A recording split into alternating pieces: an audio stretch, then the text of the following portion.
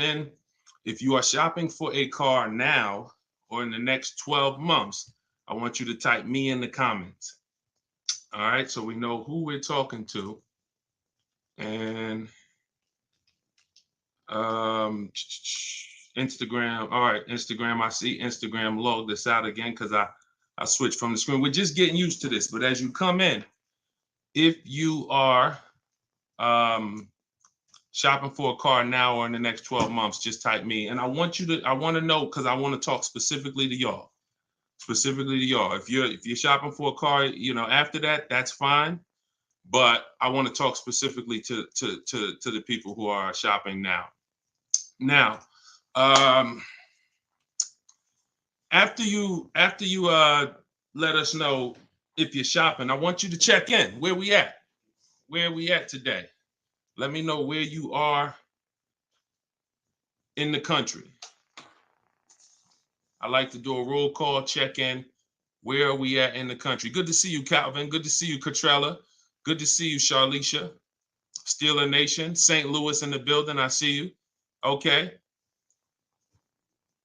Hold on. Let me go here. TikTok. All right. Where y'all at? Let's. Okay. I see Dallas, Texas. I see Tampa. Hold on. I'm trying to see Chicago, Illinois, VA Beach, Utica. I see you. Check in. Where we at today? Where we at this afternoon, evening, morning? Come on in. All right. We got the whole country on here. And we got the whole country on here. All right. I want to welcome y'all to Car Q&A with me, Deshone the Auto Advisor. As you come in, if you could spend a minute or two with us, 5-10 minutes, an hour, you're going to get a lot of value out of it. We're getting ready to do some rapid fire Q&A. And we're going to be answering all types of questions about car shopping and what you need to know to make sure you're saving thousands on your next car and every car you get after that. So as you come in, if you're not subscribed, if you're not following, you will benefit from hitting that follow button. You will benefit from hitting the subscribe button, because we're going to be doing this live show pretty regularly to make sure that you guys have access to all the information. So before we get into Q&A, I want to give people time to come in. I also want to finish up the housekeeping. My new digital book, Car Shopping for People That Hate Car Shopping, is now officially released. We are doing a 75% off sale. It's normally $97. It's a digital book. It has links to videos. It has links to my scripts. There's no guesswork in this, y'all. I want to give y'all a process that y'all can use for the rest of your life without having to worry about, I want y'all to be able to guarantee your success. So if you're on Instagram, you can go to the Instagram bio. You won't leave the broadcast. Get your 75% off, because it's only available for a few minutes at 75% off. TikTok bio, and then Facebook and Instagram. Y'all can go to deshonsbook.com, or you can scan the QR code. So let's go. Let's get your questions going. I want y'all to enjoy using that book. Get your 75% off and enjoy not reading it, enjoy using it. All right. So let me see. Let's start bringing in some comments. Where's our first question? Do I have to get financing? Oh, by the way, in a few minutes, y'all, I'm going to be giving y'all a very, very deep look into a game that's going to help you understand leasing versus buying. So in about 5-10 minutes, we'll start that game, and you're going to love it. You'll never be confused on whether leasing or purchasing is going to save you more money after we play this. Do I have to get financing to lease a car? No, you don't. Whenever we lease a car, we are always using the dealer's financing department, their company, the bank that makes the car. And because we can't shop for our own financing, how do we make sure that they're not marking up the interest rate on the lease? Multiple offers.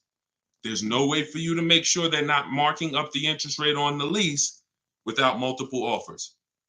That is what reveals the true deals when you're shopping for a lease. So there's no interest rate to shop for, but we must protect against interest rate markups with multiple offers, because some dealers will mark up the interest rate and never tell you. They'll just give you the quote, and they're depending on you not shopping their competition to find out that they marked up the interest rate on the lease. All right. So when you get your offers, it's always with multiple offers. Shout out to the sharers. Shout out to everybody who's sharing the broadcast. If this is your first time on a live with me here, just type 1. Type the number 1 if this is your first time on a live. I'm near the end of a 3-year lease. Is it best to buy the vehicle or lease another? It's very rarely best to buy. Very rarely. Shout out to the first time viewers. Good to see y'all. Very rarely, if ever, good to buy your lease. I'm going to tell y'all why. Because when you buy your lease, you're buying a used car. When you buy your lease, you are buying a used car. That's all that's happening. So, being that you are buying a used car, you need to know if would I normally buy a used car versus leasing. And the only way it makes sense to buy your lease out is if you're keeping the car another 8 years. I'm going to tell you why. You've already had the car for 3 years. You've already had the car for 3 years. Most people, when you buy your lease out, you're getting another 5 or 6 year loan for the balance. So you're committing to 8 or 9 years of payments on the same car. This spills into bad lease deals. The reason we don't take 48 months leases on a lease, because we're paying too long on a vehicle that we're giving back. We never want to be tied up long term in a vehicle we're giving back. That's the whole point. Leasing is meant to be 3 years, 39 months, sometimes 2 years, depending on what they're offering, in and out, switching cars very fast, always under warranty, keeping our payments low. Okay. Can y'all light up TikTok with the likes? Can y'all continue to tap the screen on TikTok? I see we got a few hundred people. We got about 400 people on total, all the broadcast. Could you actually hit that share button? Because I promise you, y'all, no one will ever get mad at you for sharing my page with them. I guarantee you that. In fact, my goal is to get them to thank you. Hey, thank you for sharing that. I like that guy's stuff. We try not to waste any time here. What about paying cash? VJ Live said, let me put this question up on the screen. If you're on, make sure you're subscribed on YouTube so y'all can see the whole thing, the presentation, when we share these numbers. We can't do that on Instagram and TikTok. So VJ Live said, what about paying cash? I have about 15,000 and I don't want payments, but they keep trying to push me to 25 grand range so I can have payments. Here's the thing. If you can find a quality car for 15 grand, great. If it's going to force you to buy something that's not, who's heard you always pay cash for a car? If, as you come in, thank you, Godhead. Shout out to the sharers. I see y'all. Who's heard always pay cash for a car? Type me in the comments. If you've heard always pay cash for a car, type me in the comments. I see y'all lighting up. Keep tapping the screen on TikTok. We appreciate it. Y'all lighting up the likes. Y'all can see where we at on the likes in the top left. Who's heard always pay cash? Right? 5150 times heard it. VJ Live said, heard it all my life. Now listen, bunch of Dave Ramsey advice. Now here's the real. Here's what I'm just telling y'all. We got a bunch of people on here, hundreds of you all say, yes, I've heard you pay cash for cars. Now there's two schools of thought here. One is no debt. Now if your philosophy is no debt, I'm not here to convince you to change your philosophy. Here's what I'm here to talk to you about. If your philosophy is I want to do what makes the most financial sense, then we'll have that conversation. Because people who could pay cash for cars and don't, they typically are making money on their money. When I was in the dealership, people would come in, they would ask, what are the interest rates this month? If the interest rates were 0%, something special like 0%, 1%, 2%, 3%, if they knew that they were getting 10, 15, 20% returns on their money, they're not going to put it in a car. They're going to use the bank's money at 1, 2, 3%, and they're going to use their money to keep making 10, 12, 15, 20%. That's the philosophy. So they view that as, I'll pay 3%. They view it more as a business transaction than as a leveraging money to make more money. See, some people will tell y'all people who don't pay cash for cars, they're into debt. But I'm here to tell you that when I sat with very, very savvy people in my career with Mercedes and General Motors, I had tons of people who could easily have wrote a check for the car. I want you to know that if your goals are to eventually get into making more money with your money, investing your money, getting 10%, 12%, 8%, trying to beat inflation, then you're going to have a problem putting your cash into cars. Because not only, if let's say we park right now, this is just as answering VJ Live's question, because I got it up on the screen here on YouTube and Facebook. He's asking about paying cars. And many of you, as you sit on the show, you'll see, Dad, that's a similar question. Many of you will see someone's going to ask the same question you have. When we start seeing that we can actually use the bank's money for less, we're gonna realize that when you put $20,000 of your hard-earned cash into a car, that money cannot make you more money. That $20,000 that you just put in the car cannot make you more money. You have maxed out the value of that $20,000. It's in a car, you can't pull it out. You could refinance, but that's not happening. You're going to refinance and just get another loan. The point is, your money's in that car now. So had you had an opportunity to invest that 20 and make 8%, 10%, 6%, 12%, that's what the people who don't pay cash for cars, who are wise, are doing. I'm not telling you there's a difference. Look, I talk a lot about budgeting. I talk a lot about affordability. All through my book, I have systems and boundaries. The rule of 72 and the 10th birthday, how long of a loan you take, how much, when should the car be paid off? That's all in my book. You can get it 75% off, or you can watch my videos. I'm going to always teach it.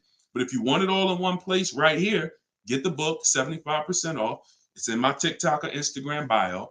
But that's what we got to know. We got to know if we're going to use leverage and use the bank's money, there are extremes of leverage. There is over leverage. And we cannot be over leveraged. That means we're taking a loan that's too much, too long, we just want to borrow to try to afford a car. And you see this a lot with older cars, people buying luxury cars that they really can't afford because, brand new, the car is 80 grand. But if they get a 10-year-old one and they get a 5-year loan, now they're in a 2013 AMG Mercedes with 90,000 miles on it. So that's the opposite extreme. Using leverage and loans to buy things we can't afford. But then the other opposite extreme is paying cash when we don't have to. Finding that balance between getting the car we want, getting the best car we can afford. Because you said, hey, I'm trying to find a car for 15 grand. I can't find it. They want me to spend 20, 25. Well, the name of the game is you better learn how to find if there's any cars out there for 15, you better learn how to find them. And you look everywhere, you look over all the marketplaces, and before you raise your budget up to 2025, we have something we do called the perfect budget. You got to go to 17 first. You don't go from 15 to 2025. You go from 15 to 17. See if I can find anything good for 17. Oh, I can't. All right, now I go to 19. And I have this calculator that's going to help you guys inside the book. It's called the Perfect Budget Calculator. You put in the money you have, you put in what you want your payment to be. It's going to tell you how much car you can buy. You put in your state, so we could have. How many times y'all walk in, right? And you're like, man, I want to spend 25 grand on a car, but you forgot to factor in taxes and the fees. How many times does that happen? Type ouch if you've ever dealt with that.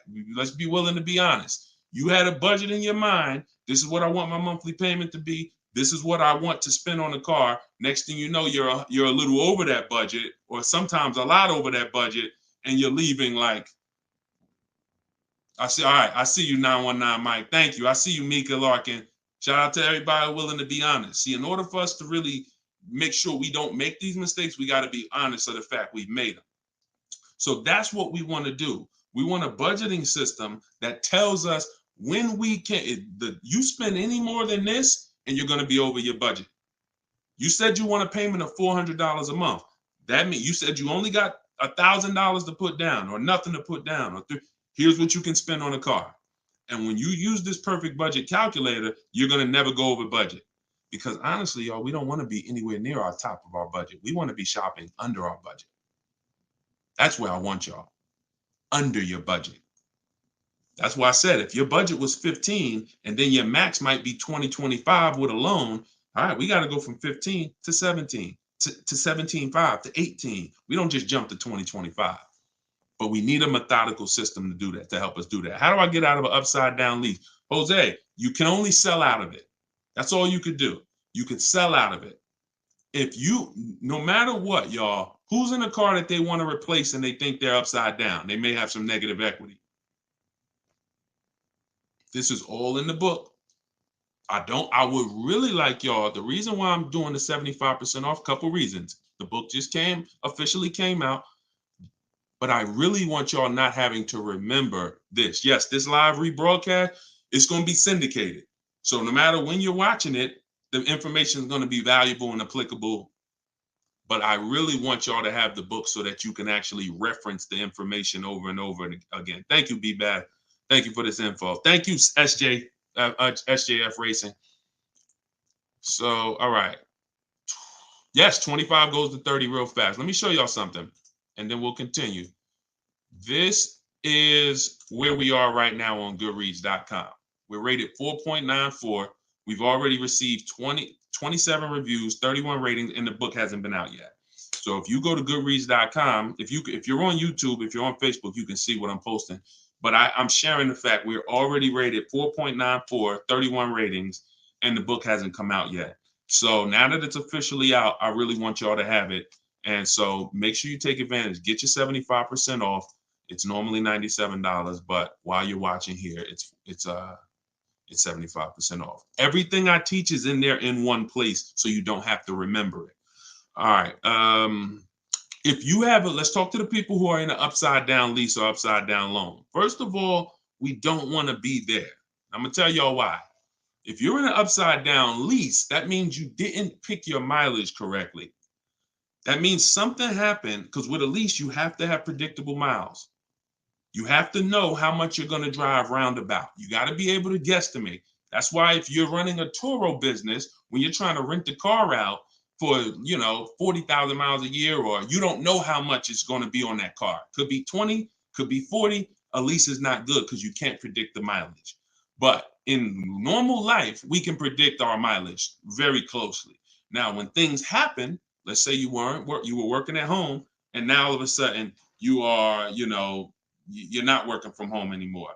Now you got to drive into the office to 20 miles away. Well, that's a lifestyle change. That can lead to you racking up mileage penalties. But here's what we don't want to do. You don't want to buy that car, y'all. I'm going to tell you why. Every time you lease, you have a price that you can buy the car for. Most times it ain't worth that. Yes, in the last couple of years, we saw a couple cases where, the buyout prices were good. Before the pandemic, the buyout prices usually were nowhere near what you could get a comparable used car for. So if your car was 3 years old with 36,000 miles on it, the prices they were putting was to make you not buy the car, was to make you send it back to them so that they can handle it and resell it.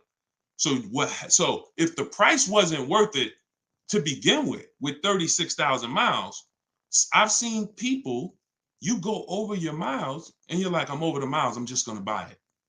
The price wasn't worth it with good mileage.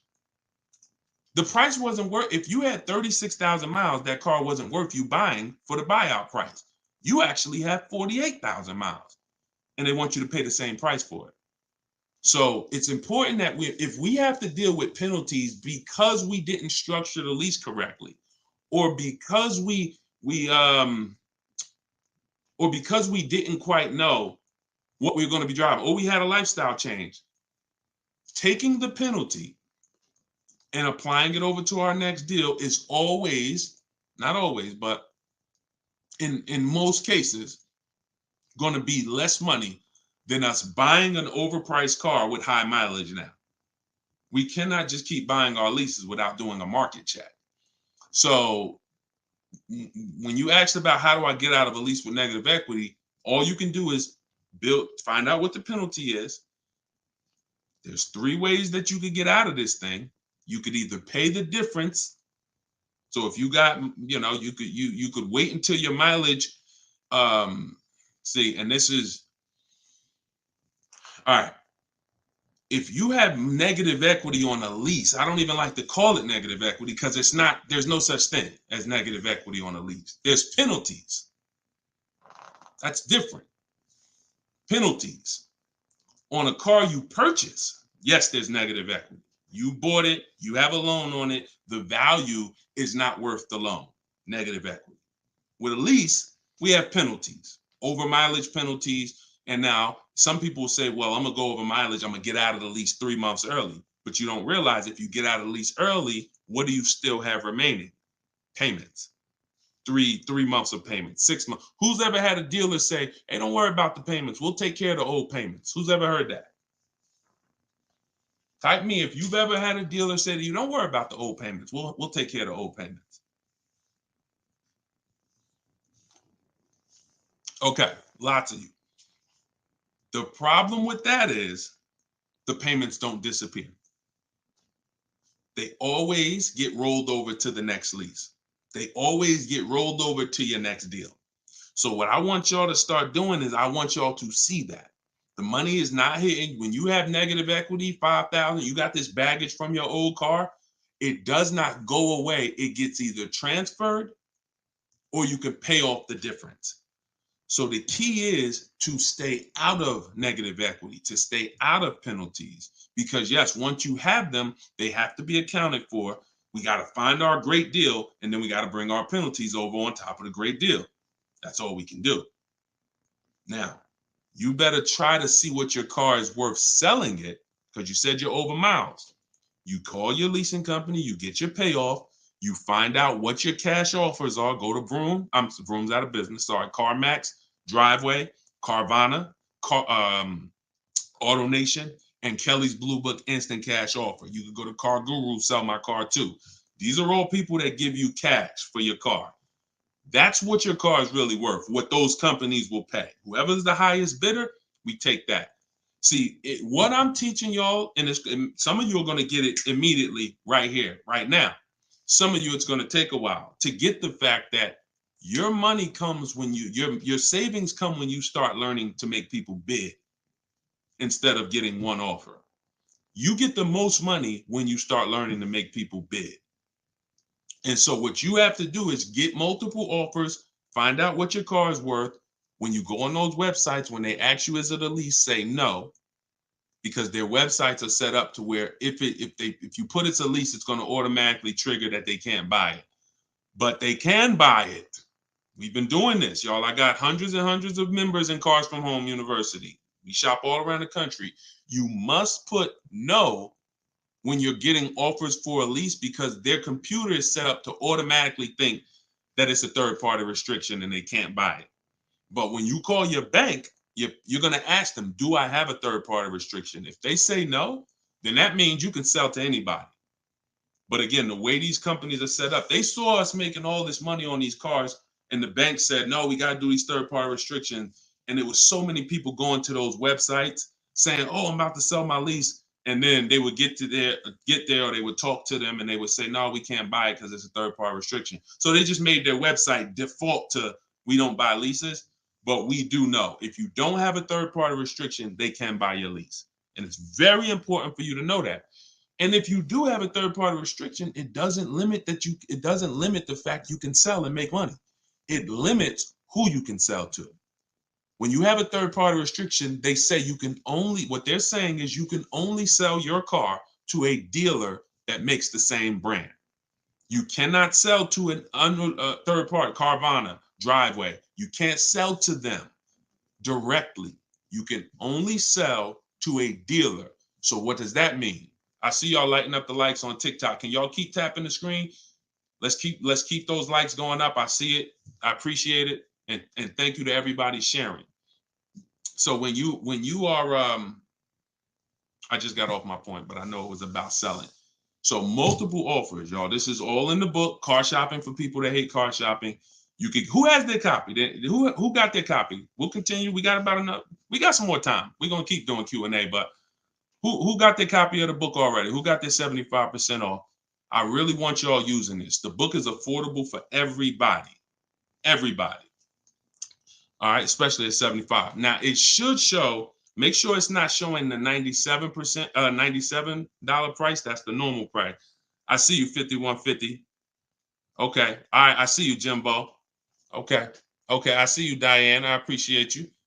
Okay, and I want y'all to use it. Don't read it, use it. That is like literally it's an action guide. That ain't a book you read and then you have a bunch of things you got to remember. I'm walking you through the process step by step. And again, everything I teach is in my videos. So I don't hold back in my videos, but I do want y'all to have access to all the information in one place. If if you don't want to cycle through all my videos to try to find it. All right, is it worth buying a car from Carvana? That's a great question, Danny. It depends on if it's the best deal in the market. Danny said, is it worth it to buy a car from Carvana? Now, you can put anything in there. You can put Driveway, any of these online sites, online car buyers, online used car sellers. But here's the game that we avoid. We cannot shop from them exclusively because here's what they try to do. They'll try to sell you a car based on variety. Hold on.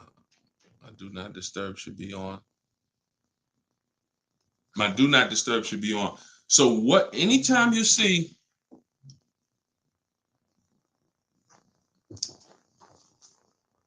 hold on one second. I keep getting a call and I don't know why it always does this. I don't want to lose the people on Instagram. Hold on, Instagram. We got you. All right. We should be back on Instagram now. Okay. So most times, especially when we're selling our cars to these people, you got to realize we sell our cars to Carvana, to Driveway, to all these companies because they pay more than dealers on average. If they're paying more than dealers on average, they're usually not the lowest price. When they're selling the cars, they're usually one of the highest. You can't pay people more than dealers and then turn around and sell for less than dealers. That could be part of the reason why Vroom went out of business. But whenever we shop for a pre-owned car, Carvana is always on the list. Whenever we shop for a pre-owned car, CarMax is always on the list. Driveway is always on the list. Why? Because we shop everywhere there's a used car. You may have been trained to shop local with used cars or to shop I only go to Car Gurus. Then you're missing the stuff that's on cars.com. You're missing the stuff that's on carfax.com. You're missing the stuff that's on Driveway. You're missing the stuff that's on CarMax. So we got it just the same way. If we were buying a baby stroller, we're going to go to Walmart, right? .com. We're going to go to Amazon, right? We're going everywhere, right? That's the same way we got to be when we're shopping for used car. Carvana is just one marketplace. And unfortunately, there are people who shop from them exclusively because they're like, oh, I just love Carvana. I don't have to go into the dealer. And they don't realize that, one, what I teach you won't be in a dealer more than 30 minutes. And also, if I'm not checking their prices, I'm going to overpay. And I'll literally have I didn't have to go to a dealer, but I got a car in my driveway that I could have got for $5,000 less if I just shopped around the right way. I did just mention Auto Trader. Auto Trader's on our list, Alex. Auto Trader is one of our marketplaces. It's one of the marketplaces we shop on. It's just like a Walmart. It's just like a Amazon.com. Auto Trader is a big one. We definitely don't skip any used car marketplace. Now, we don't use Auto Tempest because Auto Tempest pulls and aggregates some data from other people's websites. They're not their own marketplace, so they can't get all the data. So that's why I don't use them. We just go direct to the marketplaces themselves because no company has the rights to market everyone's product. And so as long as no company has the right to market everyone's products, the only way we're going to see all the product is by being on all the marketplaces. But I'll show you how to do this quick. This shouldn't take you more. Look, y'all, this is going to sound crazy, but it shouldn't take you more than 60 minutes, 90 minutes to get your best deal on a car. No, 90 tops. Tops. Not only do I want y'all saving thousands, I want y'all to save time. Deciding what you want, shopping, test driving, that takes time. That's fun. Getting the deal, that should not take you more than 60 to 90 minutes when you learn how to get bids. Okay. And the more you stick around, the more you use what I teach, you're going to make deals and save more money in like less time. I don't want to spend more than 60, 90 minutes getting my car deal, and I don't. All right. Ivan said, planning to get a new car ASAP. What are the steps to prepare that you would suggest? Well, first thing is to know whether you're buying or leasing. Let's go into this game. All right, let's go into this game. Thanks for reminding me. Now let's this is a game that I've done this on in some master classes. This is also in Cars from Home University, my video library. So what I want to show y'all is I want to show y'all this game I like to call Who's Winning. Okay? This is why. Now listen, we get ready to make some people mad at some people. I don't want y'all to get mad, but once y'all see this, y'all are gonna be mad at some people who taught y'all bad information about leasing, and it's cost y'all money. This is always step one. Now I'm getting calls from Facebook. How could this is so weird. I don't get how the heck I have my phone on do not disturb and I'm still getting calls. That is so weird to me. Got to figure that out. So bear with us, Instagram. Instagram is always the one that has to bear with us, but all right. So this is what we're doing here. And look, go to YouTube or go to Facebook and watch the rebroadcast. Rob Rue said, where do I purchase the book? Everybody who wants to purchase the book and get the 75% off, if you're on Instagram or TikTok, go to my bio, click the picture of me, go to my bio, you'll see a link, and then you'll see 75% off. Grab it. You won't even leave the broadcast, so you don't have to worry. You'll be right here. You'll still be able to hear me. And then if you're on YouTube, or you can go to deshonsbook.com. If you're on Facebook, go to Deshon's Book, or you can scan the QR code.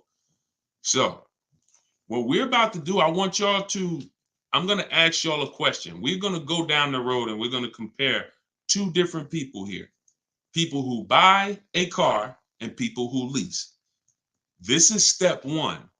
Before you think about how much you're getting how much you're going to pay, your budget, any of the things, do I have down payment? Before we think about any of that, I want y'all to know what the most important question is. That's leasing versus buying. So on this screen, I'm comparing a person who leases and got a brand new $40,000 Jeep Grand Cherokee 2024. Now, I want y'all to look at this if you're on Facebook and Instagram. If you're on Facebook or YouTube. This person with a good lease deal is paying $500 a month. $500 a month for a brand new $40,000 car. Now, the person who purchases, some of y'all know every $5,000 on a loan is about $100 per month. So if you're looking at a $40,000 car, you're looking at about $800 per month on a 5-year loan. Now, I got this person in here on a 6-year loan at $675 a month. That's how much this car costs. 6-year loan, 3.99%. $675 per month. Let me ask y'all a question. Looking at this screen, who's winning so far? Two people drive off the lot in a brand new Jeep Grand Cherokee. They have the exact same vehicle. One is white, one is gray. One person's paying $500 a month. They're leasing it. One person's paying $675 to buy it. $675 for 6 years. Who's winning, the lease or the purchase? Put L or P. We're just talking about, literally, we just drove off the dealership. You sitting in this car next to me. We got the same truck. I'm paying $500 a month. You purchased it. You're paying $675. Who's winning? The lease. Exactly. If you're saying purchase, you're missing it. You and me are in the same car. I'm leasing the same car as you for $500 a month. You're paying $675 a month. Same exact car. Who's winning? Exactly. See, Rob, and these are the things where we can't look. There isn't the purchaser is not winning. It's not no. It depends. We have to go straight up. We have to go straight up by the numbers. See, that's where we lose at. We lose with all of this subjective, oh, well, it depends on how we look at it. No. You're driving a 2024 Jeep Grand Cherokee. I'm driving the same vehicle as you. I lease it, and every month $500 comes out of my household.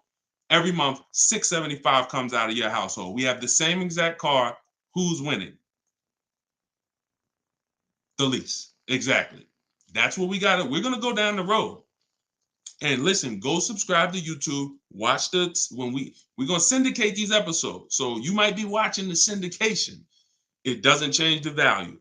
I want you to see that $500 a month coming out of someone's household is $175 less than $675. So the person who leased so far is $175 per month richer. Every month, the person who's leasing over here is $175 per month richer. Now let's go to the next slide. Now, 3 years later, person wants to buy. Person wants to buy. Now, here's the thing about the purchase. There's an amount you owe. On a 6-year loan, they would owe $24,000 at the end of 3 years. I've already done it. You can watch this. That's how much the balance on their loan would be. It would be $23,400. So that's the amount they need to break even on the car. Now, mind you, they've already spent $175 per month more than the person who leased. So they're $6,300 poorer. You can see they're $6,300 poorer. See, I want y'all to see that everything that you're doing when you're not leasing is trying to catch up to the person who got a great lease deal. Everything from the moment you purchase, you're putting so much money out into the car compared to the people who get great lease deals that now your only goal is to catch up to them.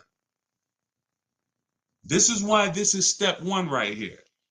Go to YouTube, watch it on YouTube so you can get the whole view. So 675, 500.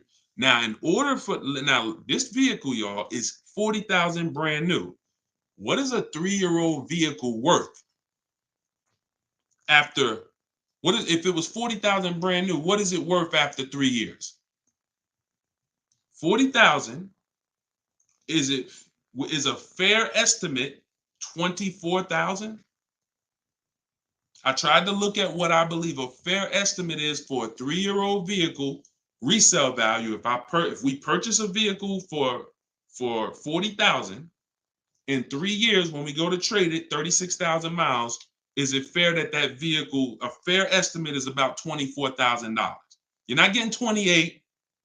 Let's be honest here. We're not buying a vehicle for 40, coming back and get 28 3 years later. So here's the problem. When we get 20, you're not getting 28. And don't let the last 2-3 years of having high resale values confuse y'all. Don't do that. You will destroy yourself. You don't want to. There is no class, Solomon. There is no class. This is the class. Just tune in and lock in. Like, this is serious financial education that is going to be simple if you just focus on it. If you buy a vehicle for 40, the average that you're going to see that vehicle when you go trade it in is you get about 24 on.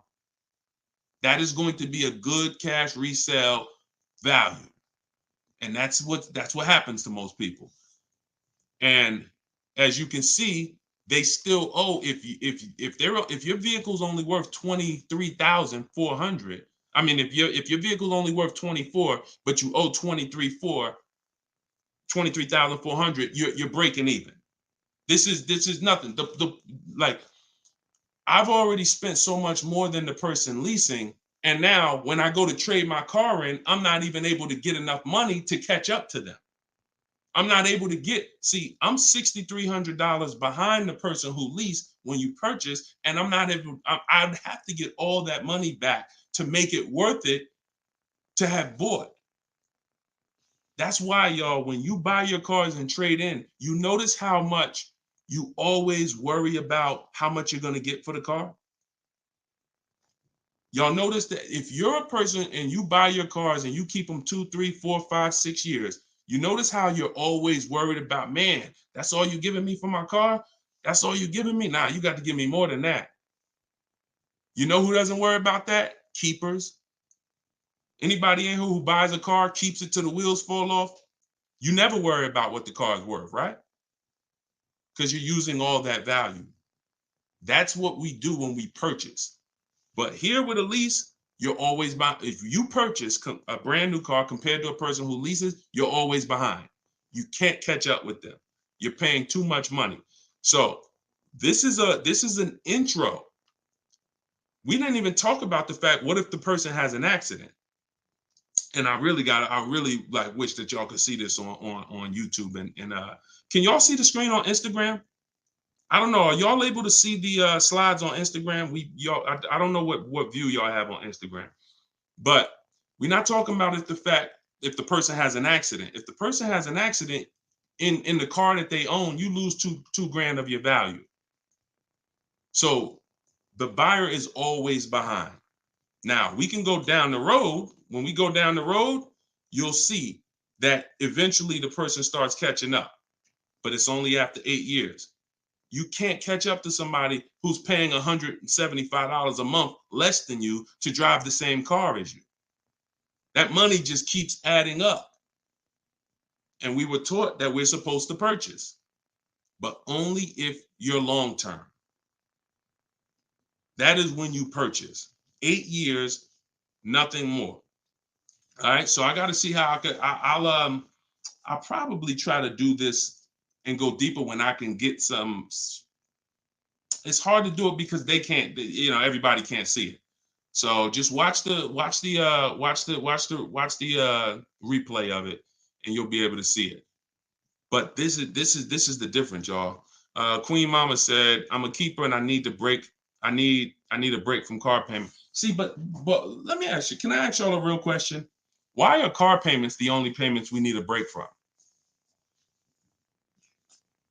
Let me ask y'all a very real question, because car payments we need a break from, but we're okay with cell phone payments.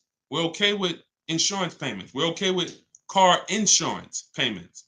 We're okay with, this is like a cost of living. And I don't have a problem when it comes to financially, I want to pay cash for a car, and I'm just going to keep my debt down, and I'm going to make sure that, the interest rates are high right now, so I'm not going to look to borrow. I'm just going to pay cash. That's fine. Paying cash as a savvy move is like, the bank's money is too expensive. I'm not investing. I'm not investing my money in anything. I'm just going to pay cash. But why are car payments the only ones it's the only payment we look and say, well, I want to avoid that. We don't do it with houses. We don't do it with anything else in life. And sometimes it makes us get a bad car because we like, oh, I'm just going to save up $8,000. I'm just going to say. Meanwhile, if we knew how to properly structure our deals, we can get the best car for our budget, under our budget. Because y'all know all cash is saved up payments, right? All people be like, oh, I'm going to pay cash. If you save up $20,000, that's just a bunch of saved up payments. Yeah, she said, I'm tired of house payments too. I understand. And again, if we have the cash and we can go and we can look, I'm going to teach you how to pay cash for cars if it makes sense. And if you have cash, that's great. We got to make sure we get the best price on the car. But at the same time, you need to know when it doesn't make sense to pay cash. If they're doing 0% financing on the car you want, why wouldn't we use the bank's money at 0% and let our money continue to make money, or continue to keep our cash free? So again, because there's nothing to justify it. There's nothing to make it make sense. Oh, I don't want car payments. I don't want any of the payments that I have in my life. But my goal is to get the best the best out of what I'm paying for. But yeah, it's a lot that goes into it. You got to make sure that those that's why y'all, we got to shop below our budget. I need a break from rent. Yeah, we got to shop below our budget. Look, when we let people talk us into cars that are above our payments goals, that are above our monthly expense goals, oh, now we get tired of them. But if your monthly budget was 500 and you went in and you left with a great car at 450, 425, you ain't really tired of that payment. You're tired of the payment, right? Like, you're tired of the payment that's 700 when you really didn't want to go above 650. Now you're like, dang, I'm paying 700 for this car. Dang, I'm getting tired of this. When you're under, you don't get tired when you're under your budget. You get what I'm saying? Does that make sense? Type I don't know, $ if that makes sense. We only get tired of payments when they're over our budget. When they're comfortably within our budget, we're never tired of them. That's why we're fine. So, but we got to learn how to get the best cars for our budget, and that comes through multiple bids. You have no idea. And then it comes through leasing versus buying, which is what we've been talking about in this initial thing. In this initial thing. I'll try to get everybody on one stream, where y'all could all see, because I really want to focus on the people who can see the slides. And because I know I could engage with them because they can see the slides, and then but it's people who can't. So that's all right. We'll continue to adjust. But you got to know, believe me when I tell you, thousands of people have learned that the biggest issue of affordability for the cars that they're driving was the fact that they didn't understand leasing. Leasing is going to get you 30, 40% more car for the same money when you learn how to get great lease deals. All day long. So if it's people who driving a daggone $50,000 car, they got a $900, $1,000, $1,100 a month payment. At the same time as people driving $50,000 cars, and look, this is their payment. I'm gonna show y'all something that's gonna blow your mind. You can't believe that this is a payment on a car. Right here, look, Greg is in our Facebook group. He's in our Cars from Home University program. He said, my first time posting here. His MSRP on his car that he got, it's a Kia EV6 Win with the tech package. $56,275 car, y'all. $56,000. That vehicle, if he went in there and said, I want to purchase that, man, I'm not leasing nothing. How much is it? That vehicle is $1,100 a month on its best day. 5-year loan, $1,100 a month. If he stretches out the loan 6 years, maybe it's $1,000 a month.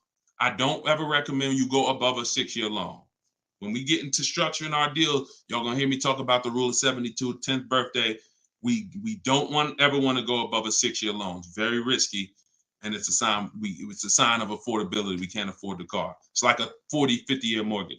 So the point is, if he walks in to get that car, he's leaving with a $1,000 car payment. Same car. Look at what he got, y'all. Shopping multiple offers. The dealer that won the bid, his payment is $527 a month. $527 a month. He gave him first month's payment, and he drove off. He said no other dealer came close. Some people may have shopped that car and said, Deshone, I was shopping a lease for that car. They was telling me it's $800 a month. Absolutely. That's normal, because the overpriced dealers that we don't buy from are going to take their shots. But in order for us to see that, wait, this car is not really $800. The best deal on this car is $527. We have to shop multiple offers. Now, it's not always going to be that dramatic, but I promise y'all, when y'all shop multiple offers, it's going to blow your mind. The best deal to the worst deal is going to be $3,000 to $5,000 different. And you're going to see that some of the dealers that you've trusted the most, that you've been buying from, maybe your family been buying cars from them, some of them may be the ones to take the biggest shot at you. So you have to shop multiple offers. But y'all see how there's no comparison to that deal Greg just got? $527 a month. Another person is driving the exact same vehicle paying $900. This is how, when y'all see these videos of that, people average car payment is $1,000. How? Because they don't understand leasing. They don't understand leasing. Once you understand leasing, you'll understand how these people are getting jammed up and how you may have gotten jammed up in a high car payment for a car that you might feel like, oh, I'm paying way too much money for this car. And then the opposite side is, if we are purchasing, we have to make sure we are getting the best price for the car and we are getting the best interest rate we can get. Does he lease to buy? No, we don't do lease to buys. We don't mix the two. Leasing is its own benefit. That's a great question. Great question. Let me put the banner back up for those of you who want to get the book. See, if you don't want to have to remember all of this, grab your book. My new book is called Car Shopping for People That Hate Car Shopping. It's digital, so you could download it, be literally using it in 2 minutes, and just go to deshonsbook.com. It's 75% off for our launch, and you can get your copy. If you're on Facebook or if you're on Instagram or TikTok, you could go right to my bio. Click the link in my bio, get your copy while it's 75% off. Price goes back up to $97, I think, after 30 minutes. All right, so your payment is over $1,100 now, and look, that means your loan is probably somewhere around 60 grand or more.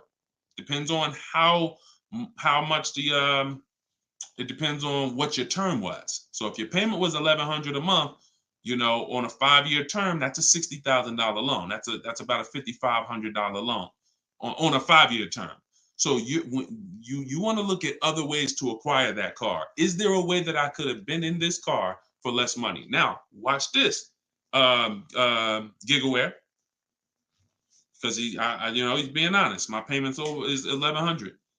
If you are buying that car and your intention is to keep it, and that means your intention is to keep it for 8+ years, you're going to pay off that car, and then you're going to just, start to catch once you don't have a car payment, you can start to catch up to the person who leased, because the person who leases is always going to have a payment. That's the downside about leasing. There is no opportunity for you to pay off the car, and you don't want to. Again, it's not like when you're not keeping cars long enough, you're getting great lease deals. The goal is not to pay off the car. The goal is to drive the most car I can for the least amount of money. That's the goal with a lease. The goal with a purchase is to now pay off the car and start to now keep the car long enough for the depreciation to cool off. Depreciation is the value that it loses every year. Thank you, Becky. Good to see you as well. Long time. Great to see you. So depreciation is the value the car loses every year. When you buy a brand new car, you lose 20% the first year. Then you lose 15%. Then you lose 15%. Then you lose 12%. Then you lose 10%. And as you keep the car longer, it gets to a point where you're only losing 5% or so a year. But you must keep that car long enough to get to that point. And what many of you have been taught to do, you may have been taught to, man, I buy my cars and then I'm replacing them in 3 years. I'm replacing them in 5 years. Now I'm replacing my cars when they're losing the most value. That's not when you want to replace a car. You now bought the car, it's losing value like crazy for the first 6-7 years. Now, perfect. It's going to cool off now. It's paid off now. Now I can start to recoup some of all that money that I put into that car. But most people don't do that. You may have been taught, I just go and get another car and I start the process all over again. So not only are you never getting to benefit, not only are you always having a payment anyway, you're not getting the benefit from all the money that you're putting into these cars. You're never allowing the depreciation to cool off to where you got no car payment and you just got a car out there and you can stack some of this money up. It just happens all the time. It's an issue of not understanding leasing. Leasing is for short-term people less than 8 years. Purchasing is for long-term people more than 8 years. And don't worry, we'll continue to go deep on this. All in the book. So anyway, anybody who wants to really know this and have it all in one place so they can use it, if you're shopping for a car now or in the next 12 months, you need this stuff right now. You know, I got tons of videos all over all my Facebook pages.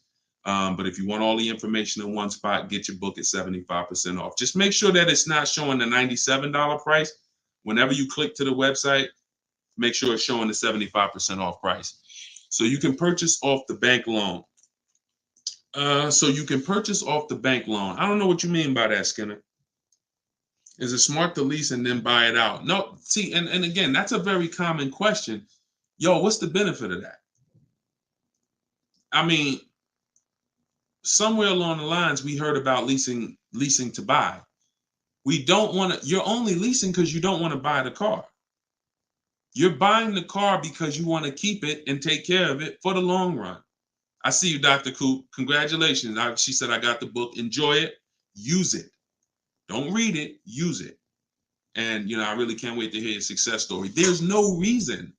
Look, when I'm going into a lease, and you got to have this in your tool belt. Some of you, your children are not going to keep a car 8 years. You're going to need to set them up to get a great lease. Yeah, you might be a person who like Deshone. I just buy my car, man, I keep it 10 years. If that's you, type K for keeper. Most times, if you buy your car, you keep them 10 years, type K in the comments for keeper. Thanks, Ambi. Said keep killing it. Appreciate you. If you are, the book is called Car Shopping for People That Hate Car Shopping. It's in my TikTok bio and it's in my Instagram bio. But I think you only got, it's 30 minutes. You could get it for 75% off. While everybody is on, you could get it 75% off. Okay, so keepers, you are not, you're not worried. That's when you buy. When I'm going into lease, I'm not thinking about keeping.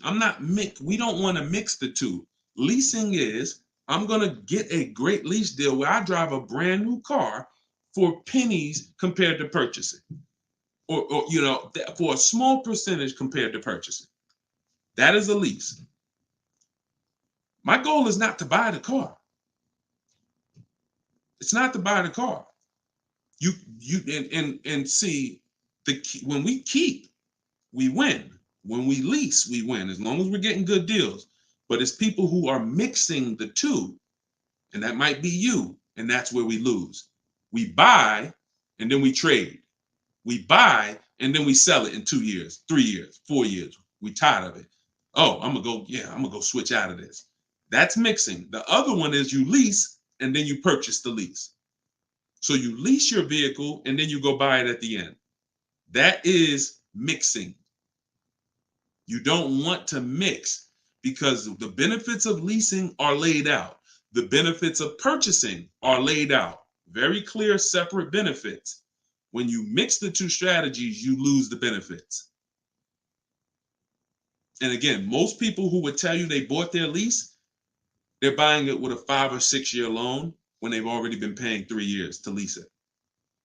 The lease is 3 years. The loan is 5 years. That's 8 years. And I'm going to tell y'all how this happened. How I figured out this was so bad, I'm going to be honest with y'all. I was in the dealership one day. Somebody comes in. They're like, hey, I want to replace my car. So I go out and I look at the car. I ask them what they owe. No, I don't think I asked them what they owe. They come to the dealership. They say, yeah, I got a car out there. I want to trade it in for a new car. And I'm like, okay, that's pretty normal. Let's take a look. Here's what happens. I say, what year is it? And they'll say, well, it's a 2018. I'm just using like a real example. Like they say, oh, it's a 2018. Now I'll ask them, how long have you had it? And they'll say, well, I bought it brand new. So I've had it 5 years, 6 years. Now, follow me, y'all. Everybody on here, I want your opinion on this. Person comes up and says they've had a car for 6 years. They bought it brand new. They've been paying on that car for 6 years. Don't you think that car should be paid off by now or almost paid off? Yes or yes. Type Y if you understand. Person bought it 6 years ago. You go out and I'm like, okay, mister, how long have you had it? They're like, I've had it for 6 years. So I'm like, okay, perfect. Everybody's saying yes. So this is what I'm thinking. This is how I found out buying your lease was a bad idea for most people, if not all. So I go and I say, okay, great. I see you're here trading. Now, in my mind, I'm already trained to talk to him about leasing because, thank you, Brent. I know you're here trading this car in 6 years. I want to show you what leasing looks like, and you're going to love that a lot better. You're not going to need this down payment. I'm going to be able to give you a check back for this equity in this car you got here. It's going to be all good. And I've helped some people do that. They come in and I show them the lease, and I'm like, you know, you keep just trading your cars, but if you lease, here's what, boom, that you could do. And then I'll give you this, you know, you get a big check back for your balance of your old car, all of that. So this is when it works, it's beautiful. But when it doesn't work, this is what it looks like. I'm like, I run in and I'm like, okay, your car is worth about $15,000. Instagram just logged me out. Instagram just logged me out of nowhere. I don't know what happened. Let's see if I could go back. All right. So now when it doesn't work, so I go out and I find, you know, the used car manager may tell me this car is worth 15,000, and I'm like, okay, perfect. It's probably paid off.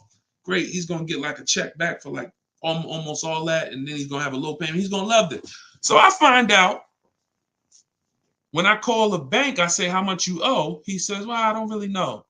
I call the bank. I'm like, okay, I'm calling for Mr. Jones' payoff on his, you know, such and such car.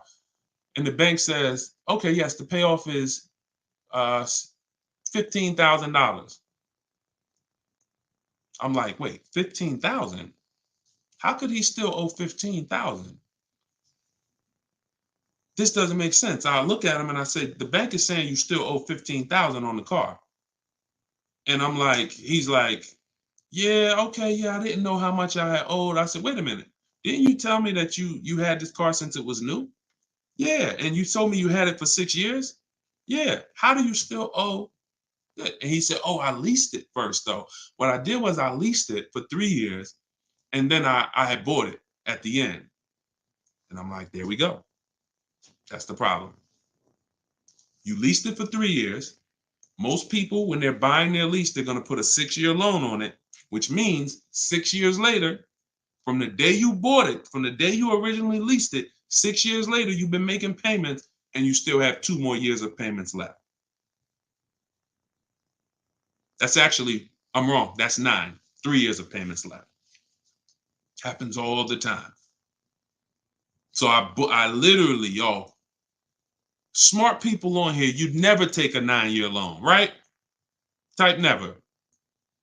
You never take a 9-year loan. If you're enjoying, please subscribe to the YouTube channel. If you're not subscribed already, we still got probably 400 or 500 people on here throughout all the platforms. If you, whatever platform you're on, make sure you're following us, because this is the stuff we do. You would never, right? You would never take a 9-year loan. But the same adamant, we're adamant we'd never take a 9-year loan. We got to see every single time. Thank you so much. I appreciate the gifts on TikTok and all the platforms. We got to take every time we hear about buying our lease out, unless we're going to pay cash for it, which is another discussion. But most people are not. They're going to take a 5 or 6 year loan out. So as soon as you hear lease to buy, as soon as you think lease to buy, I want you to think 8 or 9 years of payments on the same car. That's why it's a bad idea. That's why it's a horrible idea. Okay. Now, if you are comparing, we had somebody in our group yesterday who was asking about buying his lease out because he's going to give the car to his parents and because they're going to keep it long term. And the value of the car compared to the value of a similar used car is a great deal. That's different. Buy it. Because all you're doing when you're buying your lease is you're buying a used car. It's your car. I used to help people buy their lease. Hey, they come out of the office. We switch the plates because we got to re-register the car. And I'm like, okay, so how was it? Now they just signed up for a 5-year loan, 6-year loan on a car that they've already been in for 3 years. They're not really excited about it. You know, I've had the car for 3 years. At least when you go buy a used car, you're excited about it. You're excited. Oh, nice. It's new to me. But when you buy your lease out, you're not really excited. Thank you, man. Y'all going crazy with these gifts and everything. I appreciate it. So these are the things, like what I want y'all to have, as long as you stick with me and you learn what I teach, you're going to have clear boundaries that you operate in that always protect you.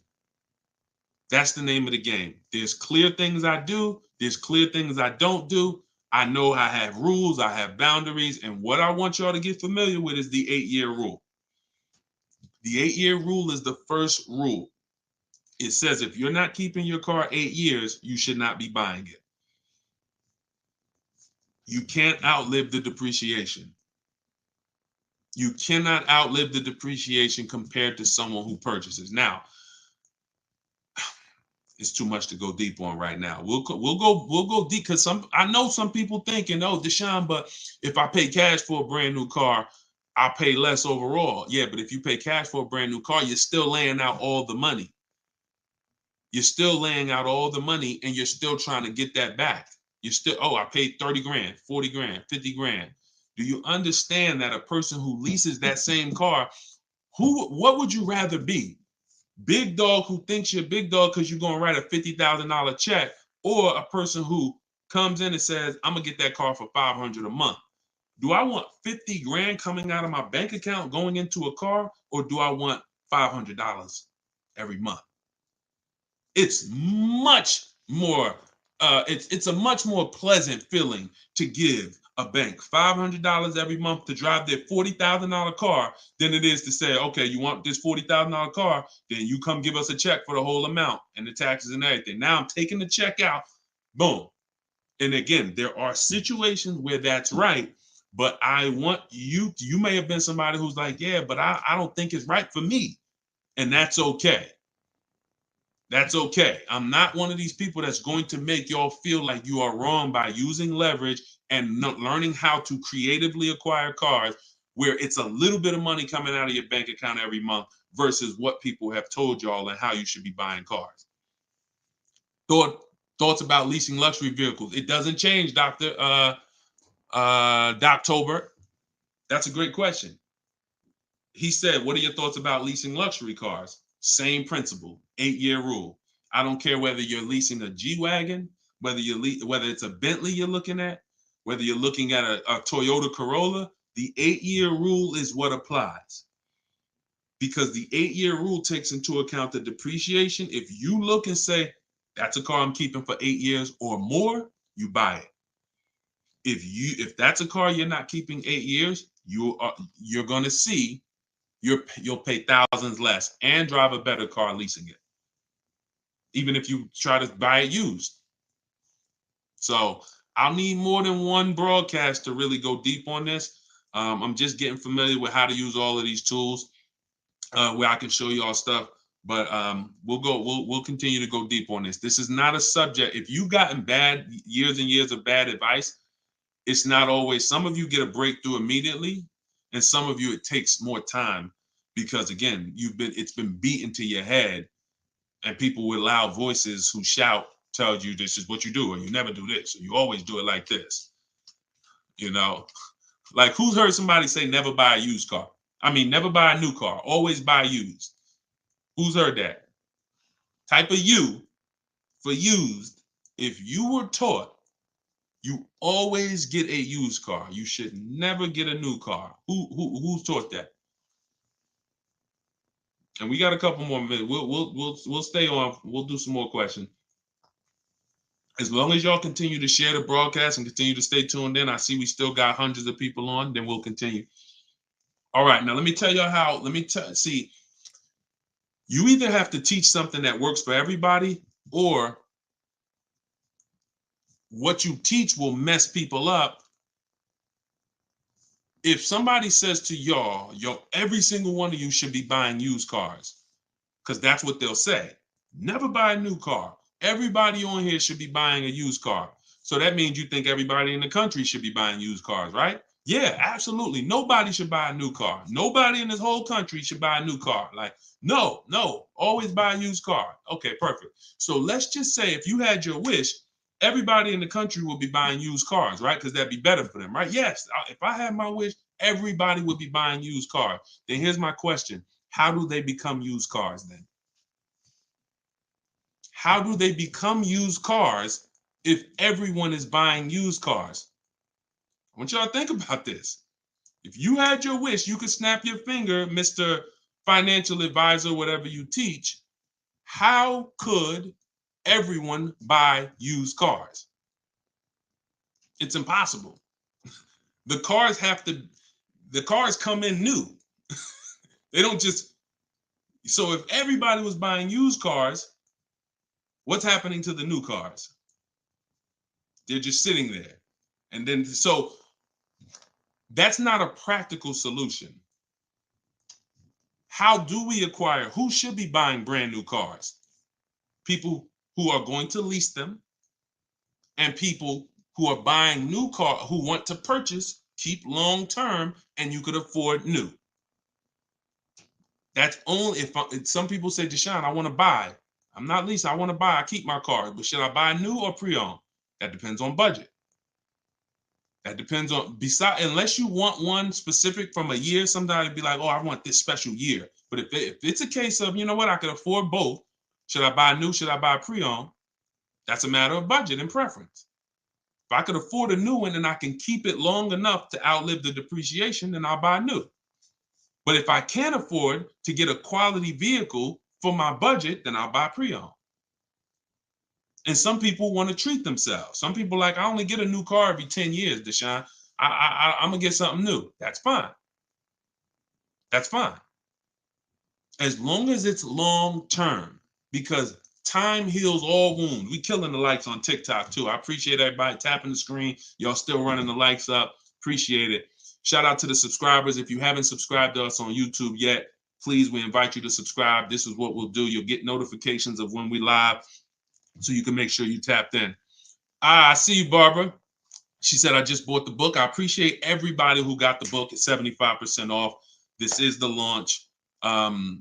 I'm excited. As y'all saw earlier in the broadcast, we're already rated 4.94 on Goodreads.com. We got 31 reviews. That book, Car Shopping for People That Hate Car Shopping, has been really changing people's lives and the way they shop. It's a tool. It's not something you read. It's something you use. So get your copy at deshonesbook.com, 75% off, or you can scan the QR code, or if you're on Instagram or TikTok, just go to my bio. And as long as you're seeing this, you still should be able to get it at the 75% off price.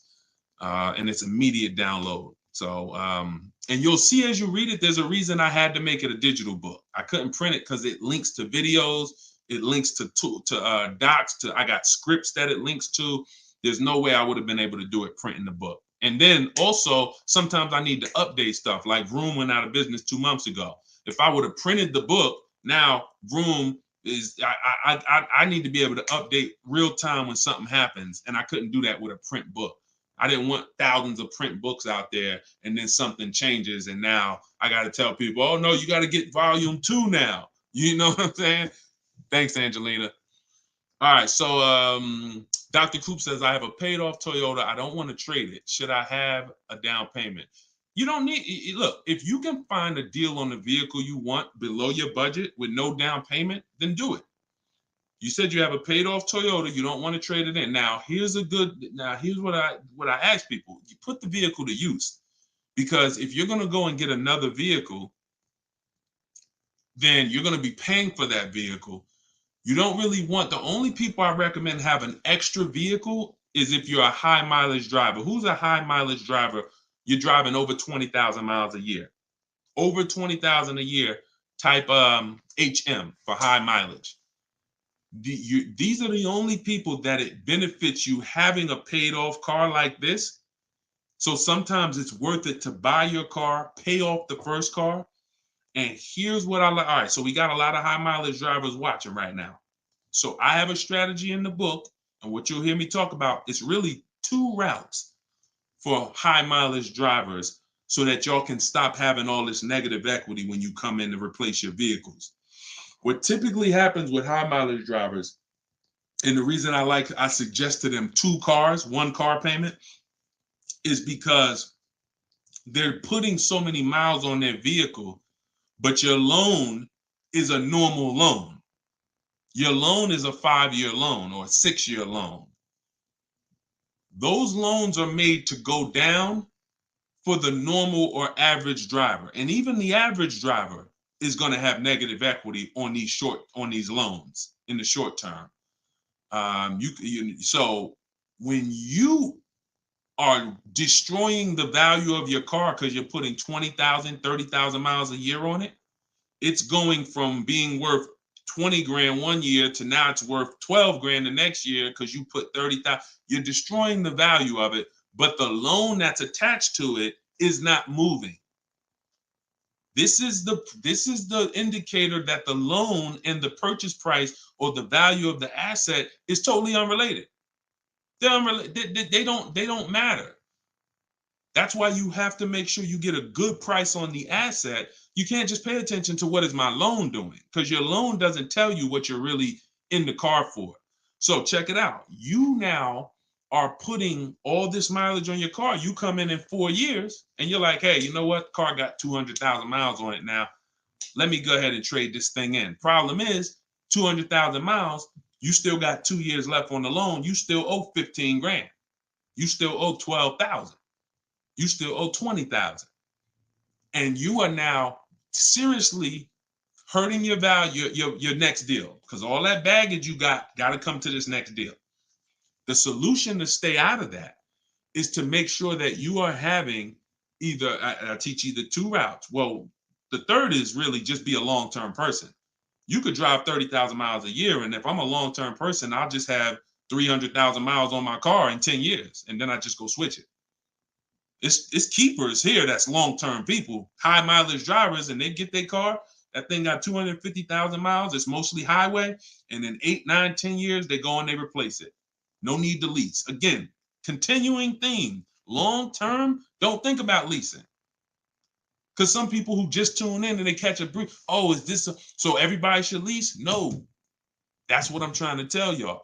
Long-term people, long-term purchase, you buying a car for your kid in college and they're like, yeah, I'm going to keep that thing for 10 years, man. You know I'm boring. Great.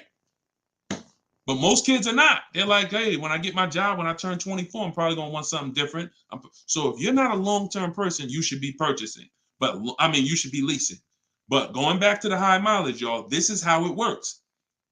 The 2 strategies for high mileage drivers is to have one separate car. You pay that thing off. And now that becomes your mileage car. And you go and lease a nice car. This is beautiful. This prevents you from having 2 car payments. And this allows you to have a nice car that you're not destroying. So you pay off that first car. If you're going to go this route, your first deal is a purchase, because you're going to get that first car, pay it off, could be new, could be used, but it must be quality. Pay it off. And as soon as that car is paid off, now I go lease my nice car. So I might be putting a high mileage on that first car I'm buying, but once I go lease my nice car, now I got a payment over here. My nice car is over here. And this is when I take out to dinner. This is when I want to go out and have a good time. I don't want a car that I'm just always putting, 30,000 miles a year on. Now I split it. And this has allowed so many high mileage drivers to continually be able to predict what they're going to put in these cars, because now they can't. You cannot predict how much y'all are spending on these cars, high mileage drivers. Y'all are losing so much on resale value. Your loans are just so high and they're moving slow. You don't know how much you are losing, but I break it down for you. It's thousands. You can't destroy the value of a car and then go trade it. It follows you. So that's one strategy. Second is a high mileage lease. Second is straight up. First time I experienced this, I had a guy came in and he was bringing back a lease with 75,000 miles on it. And I asked him, I said, man, I didn't even know. And that's my ignorance. I was selling cars and I didn't even know that was available. And I said, let me ask you a question. How long you been doing these, like, what do you do? He's like, I'm in sales. Like I do 25,000 miles a year, every year. I said, okay, wow. And you lease your car? He said, yeah. Because I already know what a good lease deal is. I just didn't really take into account back then. This is probably 2015. I didn't take into account a high mileage good lease deal. And when he told me what his payment was, And he said, yeah, I come back 75,000 miles. I drop that thing off. I pay my payment every month. Now here's the thing. He might only be paying $150 or $200 a month more for his super high mileage.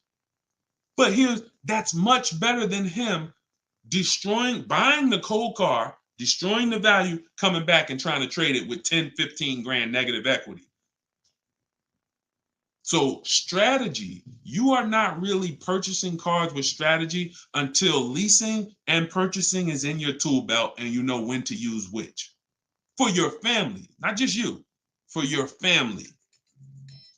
It's not just you. All right. So great questions. Great questions. So this is the type of stuff that's in the book. Everything's in the book. Whether you see me live, whether you see me on social media making videos, you're going to get all the information. You don't have to worry about, oh, Deshone is holding back info. It's not.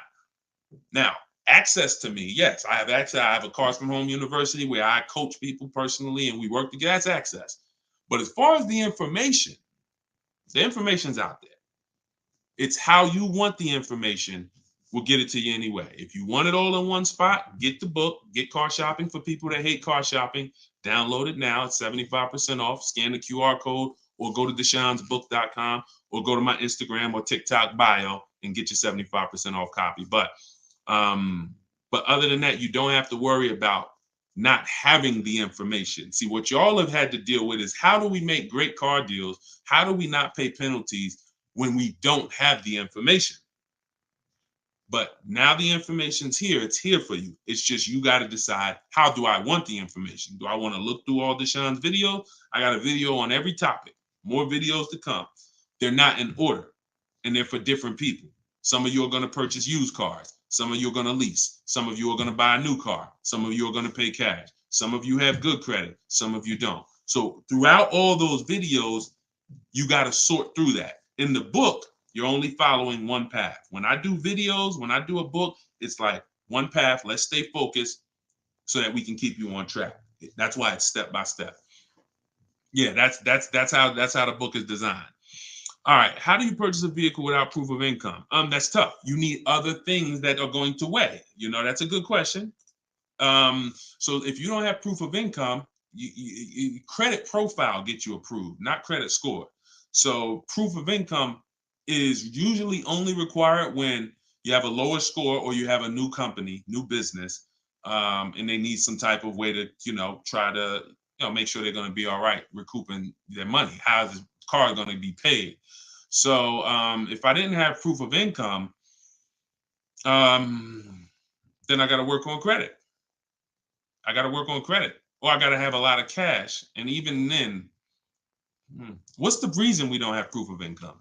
Once I know that, I could better explain. What's the reason we don't have proof of income? Seems dealers don't care about mileage if you release with them. That's now good time. So now watch this, y'all. This comment just came in. We'll still cycle through all the comments. We got another little while in this hour. We're getting through as much as we get through. It's good time on YouTube said, seems dealers don't care about mileage if you release with them. Absolutely a mirage. I asked y'all earlier, who's had somebody a dealer say, oh, we'll take care of the old payments. We'll take care of the mileage penalty. It's absolutely not true. Since 2006, here's the only time, shout out to y'all running the likes up on TikTok. I appreciate it. Y'all keep running them up. Thank you so much. Shout out to the sharers. Everybody who shares good information, just hit the share button wherever you're at and share with somebody if you're in this sharing. So I've never seen mileage taken care of, ever. No program, no bank, no leasing company, and we've done thousands of transactions. I've never seen a leasing company say, we'll forgive mileage. Never. So that does not happen. Mileage penalties let's say we calculate a $2,000 mileage penalty, that gets rolled over to your next lease deal, and we're working that lease deal with that $2,000 accounted for. So whatever the deal is we're working you now, perfect, here's what it is. Make sure that $2,000 penalty is in there. You pay for that. Now, in some cases, very rare, there's loyalty programs where they waive some payments. Mercedes used to have this. It's since gone away, and they didn't have it on every vehicle. They didn't run it every month, where if you lease another Mercedes, we'll cover 3 of your old payments. So you could get out 3 months early, no penalty, but it had to be waived. Since I got into the business, I've heard dozens of people sitting around me say, we are going to be waiving those, but we're going to be taking care of those payments. Mm-mm. Are you waiving the payments? Oh, what do you mean by that? Are you waiving the payments? See that, and we when you ask them that question, I don't want you to even go in looking to get out early. I'd rather you know what your deal is, so you can shop from home the way I teach, where no one has to reveal that information to you. No one is. If you got the right strategy, you're never putting yourself in a position where someone can lie to you without you knowing it. So if you go in the old way and you go into one dealer and say, hey, I'm looking to get my, new lease and I got like penalties, and they'll say, okay, we'll take care of it. That's putting yourself in position to be lied to. Oh, we took care of that. We built in the payment. Yeah, all the payments are taken care of. This is your new payment. Mm-mm. When we shop, when we take control of our deal, that's not something someone's telling us. That's something we already know. Because when we're over on mileage, we always want to see how much can we sell the car for. I was over mileage on my Jeep, sold it, still made money. Still made money. There's plenty of people who go over on their mileage and can still sell their lease and make a lot of money. Even if they break even, they avoid the penalty. So first is always to do our equity assessment and see how much we can sell the car for.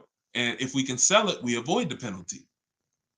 And then we're choosing payments. Do we get out early? Do we make the payment? You see, when getting out of your lease early, unless you sell the vehicle, y'all, you can't get out of your lease early. You're breaking a contract. So I don't want y'all I don't want y'all using language or comfortable with language that cost you money, because you've heard people say this for years. Oh, I'm just going to get out of this. No, you're going to get out of it and you're going to pay penalties for that. So because they've taught us, or you've been taught, oh, you can get out, no problem. You call the dealership, hey, you know what, y'all?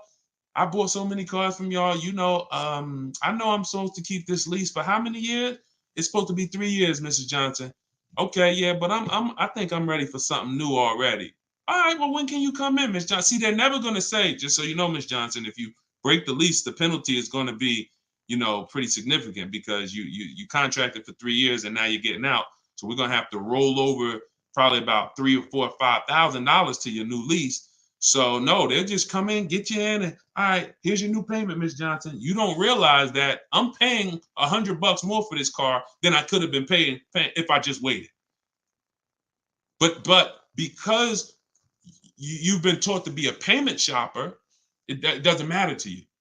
But somebody who's financially savvy, who's like, man, I don't want that extra $100 coming out of my house for the same vehicle. You're not going to do this. So we cannot ever believe what dealers say about penalties, about, oh, we'll take care of that. We find out, can we sell our car to avoid the penalty? Or if I can't, I either got to pay the payments and get out earlier, or I'm going to stay in it and just take the mileage penalty. That's not a bad idea most times, y'all. Sometimes people will call and say, yo, I'm going over mileage. And I say, okay, well, based on how you're going over, you'll only be over by like 2,000 miles. That's only $500. Oh, I thought it was going to be more than that. Nah, you're going to be over by 2,000 miles. Just, wait till the end. And then when you get your new car, build that 500 into the deal, and that's it. Or just pay the $500. Because very rarely are people, oh, I was supposed to drive 36,000 and I'm doing 100. That's just, wait, something went wrong here. What the heck happened? I can see you were supposed to do 36 and you did 40. You're supposed to do 36,000 miles, you did even 45. Maybe you got a different job. But I mean, how we have to structure our leases right, so that if you know you're a high mileage driver and you take a 10,000 mile a year lease, shame on you. Like, we can't do that. We can't do that. We can, and then some people, oh, I'll just buy it at the end. You're killing yourself. You're killing yourself. The residual value, you're going to put a ridiculous amount of money on those, or a ridiculous amount of mileage on that car, and you're going to buy it in 3 years with 90,000 miles on it for the same buyout price that was estimated from your 10,000 mile a year lease. They estimated this buyout price is for a person who brings the car back with 30,000 miles on it. Here's the price. And then you bring it back with 90 and you pay the same price. Oh, I'm just going to buy it because I went over on the miles. No, killing yourself. You're realizing the loss. So again, this is why we want to be in your life. This is why I'm doing my best to be in your life so that you can avoid these things. Anybody who really wants to have somebody, like we're set up. We've been doing this for 3 years as far as a company, providing education. So, I mean, whether it's hundreds, thousands, dozens, we're set up to make sure that everybody who wants to protect themselves and get the best deals are able to do it. Paula, got my book. Phenomenal. Use it. Everybody that got the book, thank you. I appreciate you, brother. I thank you so much, Lord. I appreciate you. We're going to be doing these lives regularly. I think, this is the best format. I like to come and interact and really answer questions and really show y'all, why I want you to start treating cars, buying cars and leasing cars, getting cars like buying small houses. Most people treat getting cars like going to Walmart and getting a TV, big screen. You come back home and you're like, man, it's like you get an itch, but you get an itch for a $30,000 decision or a $10,000 decision. When you start planning out your car purchases the way I'm going to show you, and you go in with a system and a strategy, the way that's taught in my book is 7 steps. First step is deciding whether you lease or buy.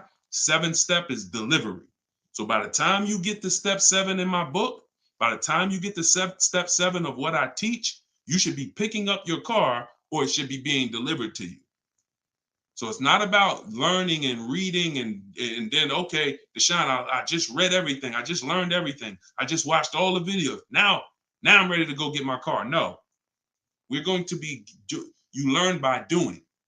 And if I teach you a different way to shop, different things to do, by the time you get your car, you're going to be like, oh, I didn't need Deshone to tell me what to do step 1 through 7. I just needed him to tell me this is step 1, do that. And then when I'm done, I come back. Okay, Deshone, I did step 1. What's step 2? Here's step 2. Do this now. Okay, perfect. Let me go on these websites, do step 2. Perfect. Just did step 2, Deshone. Perfect. Here's step 3. Do this. And we found that has been able to guarantee success for so many people. And that's how they're able to get the same deals that I get. Like this is this lady right here, this young lady, like Taupe. She got a BMW $54,750 BMW, putting dealers against each other. She got it for $690 a month. She got the protection plan and raised it up. Her payment on that BMW. Now, mind you, if you can see on YouTube, if you can see on Facebook, you can see this slide. $690 a month. People are paying for that $54,000 BMW. People are paying $1,100 a month. To go in and purchase that car, $54,000 is $1,100 a month with no money down because she didn't do any money down. $690. You see what I'm saying? Some of you might be looking, and quite honestly, some people may watch it because we're going to syndicate this. Whether you're watching this live or in syndication, doesn't change the value. You might be driving that same car, and you might be looking and saying, "Yo, I'm paying $1,000 a month for that car. She's paying $690. I put $8,000 down. She put no money down. We can't compare. You think Dave Ramsey, God forbid, and look, shout out to Dave Ramsey. I love what he teaches in terms of financial literacy. I love that he teaches people to invest and build for retirement and make sure I love that. But there's an area that he doesn't know what he's talking about, and that's when it comes to cars. See, look, credit is a big part of it has a lot to do with me helping you. Y'all don't hear me teaching credit. It's important. It's a complimentary topic for us to talk about. I talk cars, how to make sure you pay the lease for them. Yeah, maybe naturally. Let me get some credit tips too. Rodney, you could just go right to my TikTok bio, grab your book. It's 75% off. Click the link in my TikTok bio. You think she can ever listen to someone that tells her you shouldn't be leasing? She knows when to lease and when to purchase. She's not in love with that vehicle. She's not keeping that vehicle 8, 9, 10 years. So how can I drive this vehicle for the lowest amount of money in my household? I'm gonna shop all my offers. The dealer that wins the bid, I'm gonna see what it is. Oh, look at that. It's $690 a month. I'll take it. This is how we are going to keep thousands of dollars in our household. As things continue to go up, I need you guys to be spending, I need you not only to be making sure your cars are below your max budget so that every single month you're not growing tired and weary of your car payment. That means it just needs to be below your max budget. And then the second thing we need is to make sure that you are driving the best possible product for that money. You could be below budget and look at what you're driving for the money, and you're like, yeah, I'm below budget, but could I have gotten a better car for this money? Could I have gotten more car for this money? And I'm here to tell you that when you understand leasing, you're going to see there's no comparison. $690 a month for a daggone $1,100 a month vehicle to purchase. So short term, less than 8 years, we always lease. We never purchase. Now, in another episode, when we start talking about, in another segment, we'll talk about overpriced leases because every lease is not equal. Y'all gonna learn. We can't, every lease deal, even when you learn to shop, you must learn to shop. You must, because some 80% of dealers are overpriced on their leases. 80% of dealers who gave Tope a quote, let me come back from this screen. 80% of dealers who gave a quote to this young lady, Tope, on her BMW, were a lot higher. Some of you even saw it on the video. It said it when she wrote it. It said, man, all these other offers were a lot higher. That's how it's supposed to be. So you can't go back and forth with one dealer. You must reveal the best dealer, the best offer through multiple offers. So that's what you do. And you do that whether you're leasing or purchasing. And when you start doing that, you'll understand. That's in the book. That's what I teach. Bids. One-to-one negotiation is dead. I want y'all to eliminate one-to-one from we never do it. Because you cannot do that with any other item and win. You can't do it with jewelry. You can't do it with groceries. You can't do it with televisions. You can't do it with houses. One-to-one negotiations, you lose every time. You must see multiple options, multiple offers, and then we pick the best one. And what you see is that's gonna be done with loans we get, cars we buy, and cars that we sell. We don't trade. So, all right, yeah, this has been great.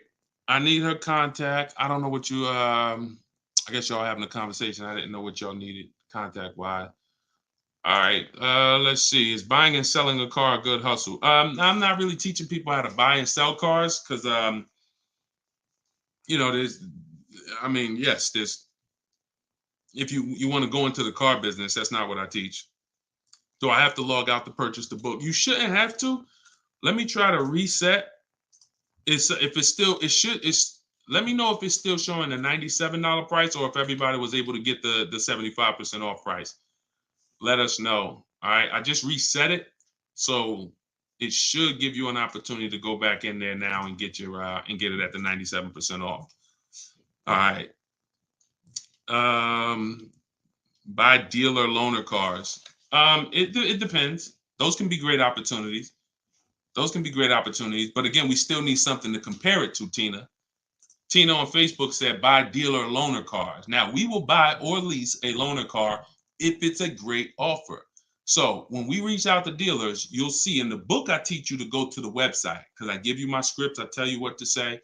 Some of you could do it by phone if you want to call a dealership and try to get multiple offers, but I would only speak to a sales manager. And even then, you got to just make sure that you but only speak to a sales manager. But the point is, if they have a loaner car, it needs to be so much better than what I could get a brand new one for. So if, for instance, if the dealer that wins the bid is offering me $3,000 off on a brand new one, but a dealer with a loaner car is only offering me $3,000 off or $3,500 off, and it has 3,000 miles on it, I'm going to go with the brand new. But if I don't have anything to compare it to, then I might think 3,000 off is a good offer for the loaner car. See what I'm saying? See, price assurance is when you guarantee. I want y'all, listen, if you want price assurance, type PA in the comments.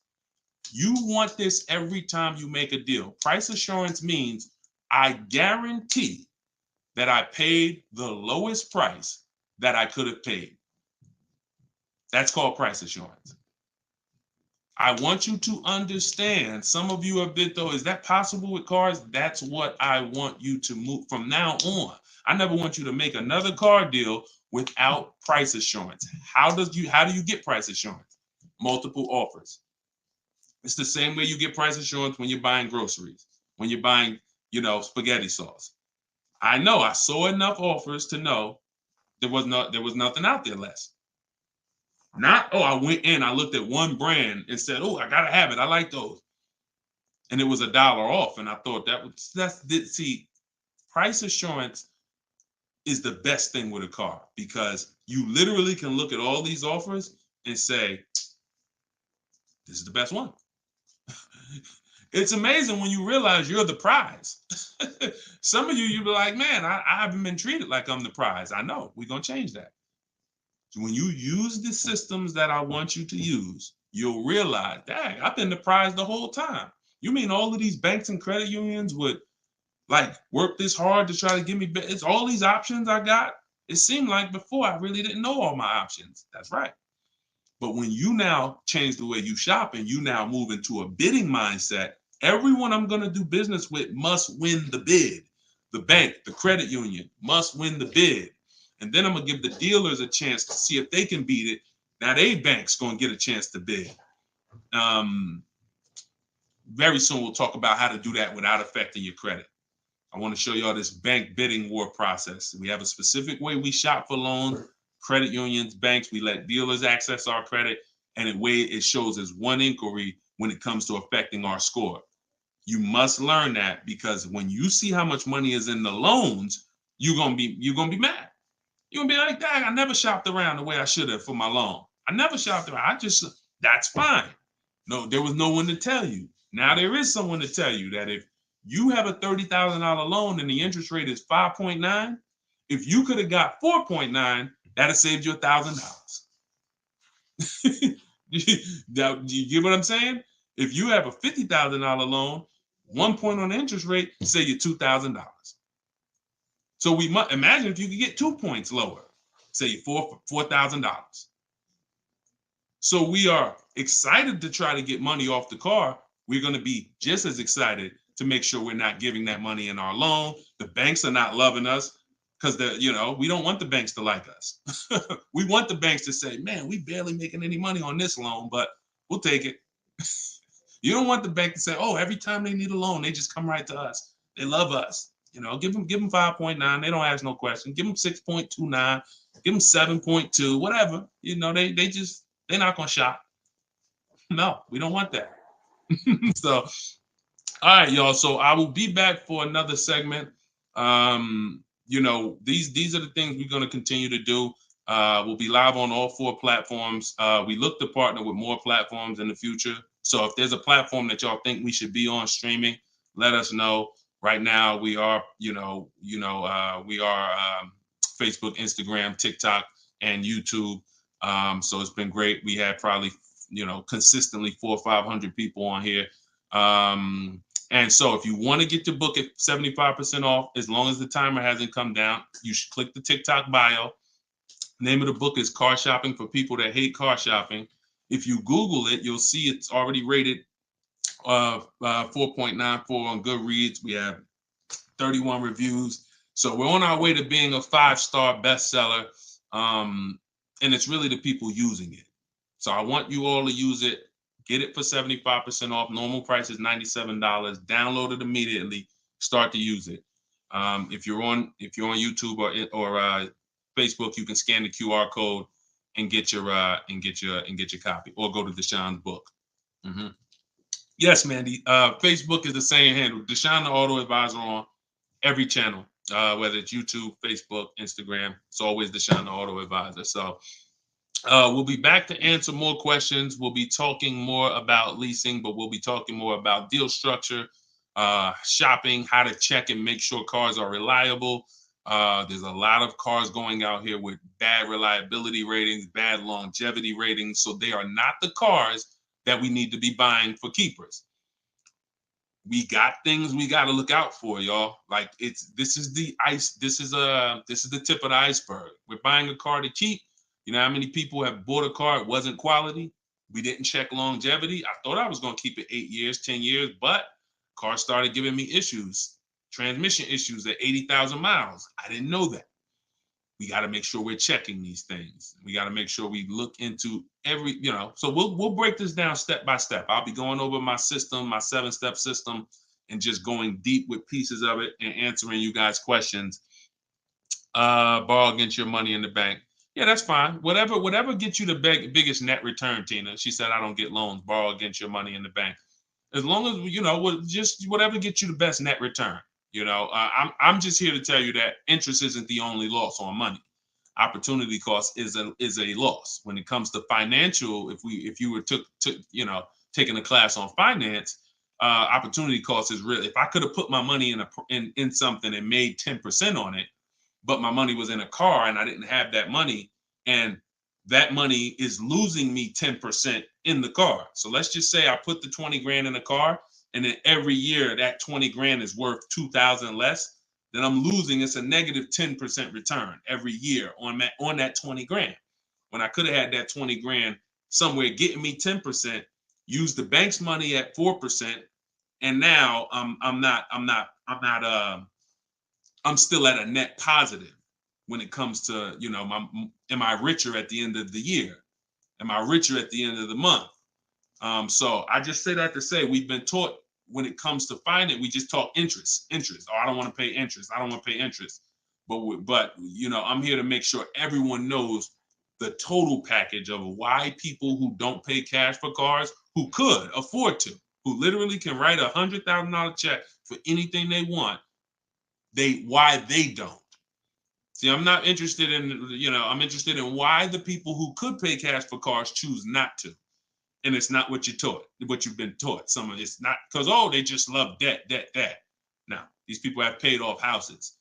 So these are the things that we're going to be talking about. So, and again, all in my book. If you want it all in one place, grab your copy. But yeah, this was a great segment. We will certainly be back. Always a pleasure.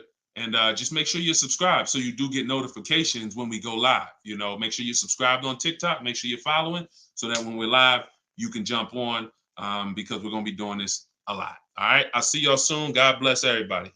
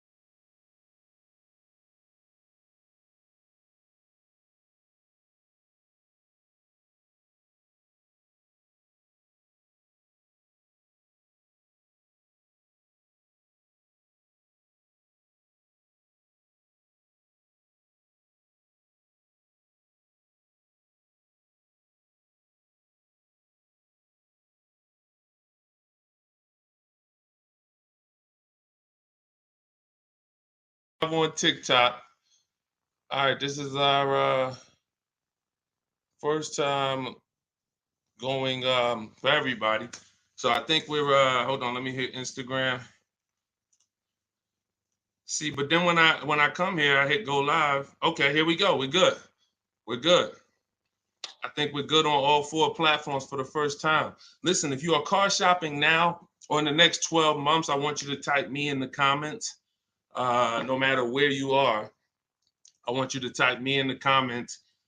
We are live on Instagram, YouTube, Facebook, as well as TikTok. Good to see you, Colette. Good to see you, Andrew. After you come in, we haven't done this in a while because I'm just getting back into going live. But if you've been with us for a little bit, you know we do a roll call. Where are you checking in at? Good morning, good afternoon, good evening, depending on what time. I see you, South Carolina. Okay. As you come in, if you're on TikTok, could you hit the like button and just, let TikTok know that we're going to be spending some time here. We're going to be talking about some serious money as you come in. If you could like the broadcast, if you're into financial literacy, this is the Auto Advisors. Like this, the name of this segment here is the Auto Advisors. We're going to be doing car Q&A. If you don't know me, this may be your first time seeing me. My name is Deshone. I'm publicly known as Deshone the Auto Advisor. I spent 14 years in the car business before I left in 2020 to focus on teaching people. I see we got Jacksonville, Florida. We got Houston. Okay. We got a couple hundred people on already between all the platforms. We have Philly in the house. I see you. As you come in, just get your questions ready. What I'm going to be doing is going over various topics and doing lots of Q&A. So we're going to be spending this time that, y'all going to hear me go from things like leasing versus buying to things like structuring your deal and budgeting, all with the goal of helping you get below market car deals. So as you come in, if you could tag somebody, I promise you, here's what's going to happen. If one of your friends finds out that you've been following me, following the channel, using what we talk about over here to save money on cars, and then you didn't tag them and they find out later, man, I found this guy, Deshone, he's on, and you're like, hey, yeah, I've been following him for years. And they're like, man, why didn't you tag me? Why didn't you share the wisdom? So I want you to definitely do that. And I guarantee your friends will thank you. So as we come in, let's get ready for Q&A. I just want to make sure I did all the housekeeping. My new digital book, Car Shopping for People That Hate Car Shopping, is on sale right now. It's 75% off for our launch, so it will be 75% off the whole time that we're on. If you're seeing this video, you can go to deshonsbook.com, get your copy for 75% off. It's a digital book, and it's digital for a reason, y'all. It must be. I got links in there. I got links to scripts that you're going to be using. I don't want you guys having unpredictable car buying experiences. I want to see you having very predictable, controlled experiences. And in order for you to do that, you have to know what to say. And so I'm going to be talking about all of that. We'll be talking about all of this while we're on. So let's get to the Q&A. I just want to make sure you know, if you're on TikTok, you could go to my TikTok bio, get your copy. It's on sale for a couple minutes for 75% off. And then if you're on Instagram, you could go to my bio. If you're watching online, you can go to Deshone's book, or you can scan the QR code. All right, so let's get into it. Let me just make sure I can see the comments on Instagram. Let's see if I go live here. And okay. Can you talk about, this is Kira from TikTok. She said, can you talk about turning in a lease vehicle to another dealership to lease their vehicle? Very good question. We don't want to turn in lease vehicles without making sure we can't make any money on them. Some people have asked, do we have equity in every car? Equity is not in every car, but you do need to check if you have equity before you return your vehicle. Here's how we do it. We're going to call our bank. We're going to get our payoff. We need to get our payoff. You don't want the residual value, because the residual value doesn't include any payment you have, anything. You need the payoff. And what that's going to do is tell you the price that you could buy the car for. Now there's a customer payoff. Can we light up the likes on TikTok, please, so we could get some attention and let people know we setting people free financially. If you're on YouTube, if you're on Facebook, if you could like the broadcast and tag somebody, I promise they'll thank you. So the first thing we're doing, y'all, we're never returning our leases. We are never returning our leases without doing an equity assessment. We got to check to see if we have any equity in our vehicle. We get our payoff. And then we're going to get at least 5 cash offers. At least 5 cash offers. What does that look like? That means you're getting offers from Vroom's out of business. Driveway, you're getting offers from, and I'm gonna tell you, when you do this, if you are selling a lease, you must put no when it asks, is the vehicle a lease? You must put no. I'm gonna tell you why. The way these companies are set up, they're set up to buy vehicles. But in 2022, 2021, when they saw us making all this money selling our leases, a lot of the auto companies got the banks implemented what's known as a third-party restriction, which doesn't limit if you can sell your vehicle. It doesn't. It limits who you can sell it to. So we got to ask our banks, do I have a third-party restriction? And the way these buyers' websites are set up, the ones I just named, the Driveways, the AutoNations, the Kelly's Blue Book Instant Cash Offers, these are people who literally inspect your car, give you a check the same day, CarMax, Carvana, and we must get offers from all of them. See, we don't realize, as y'all learn more about saving thousands effortlessly and easily, you're going to learn it comes through bids. It comes through bids. It doesn't come through giving one person an opportunity to buy your vehicle. We must get bids. When we let the market bid on our vehicles, we're going to win every single time. We're never going to worry about if we overspent. We're never going to worry. This is all in the book. So everything I'm teaching y'all on this live and in my free vid, it's all in my book, step by step, 75% off, get yours. But you have to know exactly what the market will pay for our vehicle. We must know that, and that's very easy to do. Going to these websites, getting these offers. Their offers are really good. They put their best foot forward. Sometimes the dealerships, which are Kelly's Blue Book, Instant Cash Offer, AutoNation, they might try to, what they're trying to do is put a number online and see if they can stand by it. So we got to make sure we're very accurate when we tell people how much, what the condition is of our vehicle. But then we're getting offers. So if you get those offers, y'all, and you see that those offers are $1,000, $2,000, $3,000 more than your payoff, then that means you have equity. If it's $4,000 or $5,000, that means you have equity. And here's what you got to know. The customer payoff for our leases, when we're done, we're still talking about answering this young lady's question about what the lease in process is. She asks, should we return a lease and lease another vehicle from the same dealer or a different dealer? What I'm trying to tell y'all and get across to y'all is all of our transactions from now on, who we sell our car to, that's going to be different than who we buy our car from. See, y'all know that the car business has programmed us to give the dealership 3 transactions. We're going to buy a car from them. A lot of times we're going to trade our cars in, and then we're going to get our financing from them. What I'm telling y'all is, as you use what I teach and you really want to save thousands and thousands and guarantee your best deal, if you want to guarantee every time you get a car, it's your best price possible, type me in the comments. If you want to just type a G for guarantee.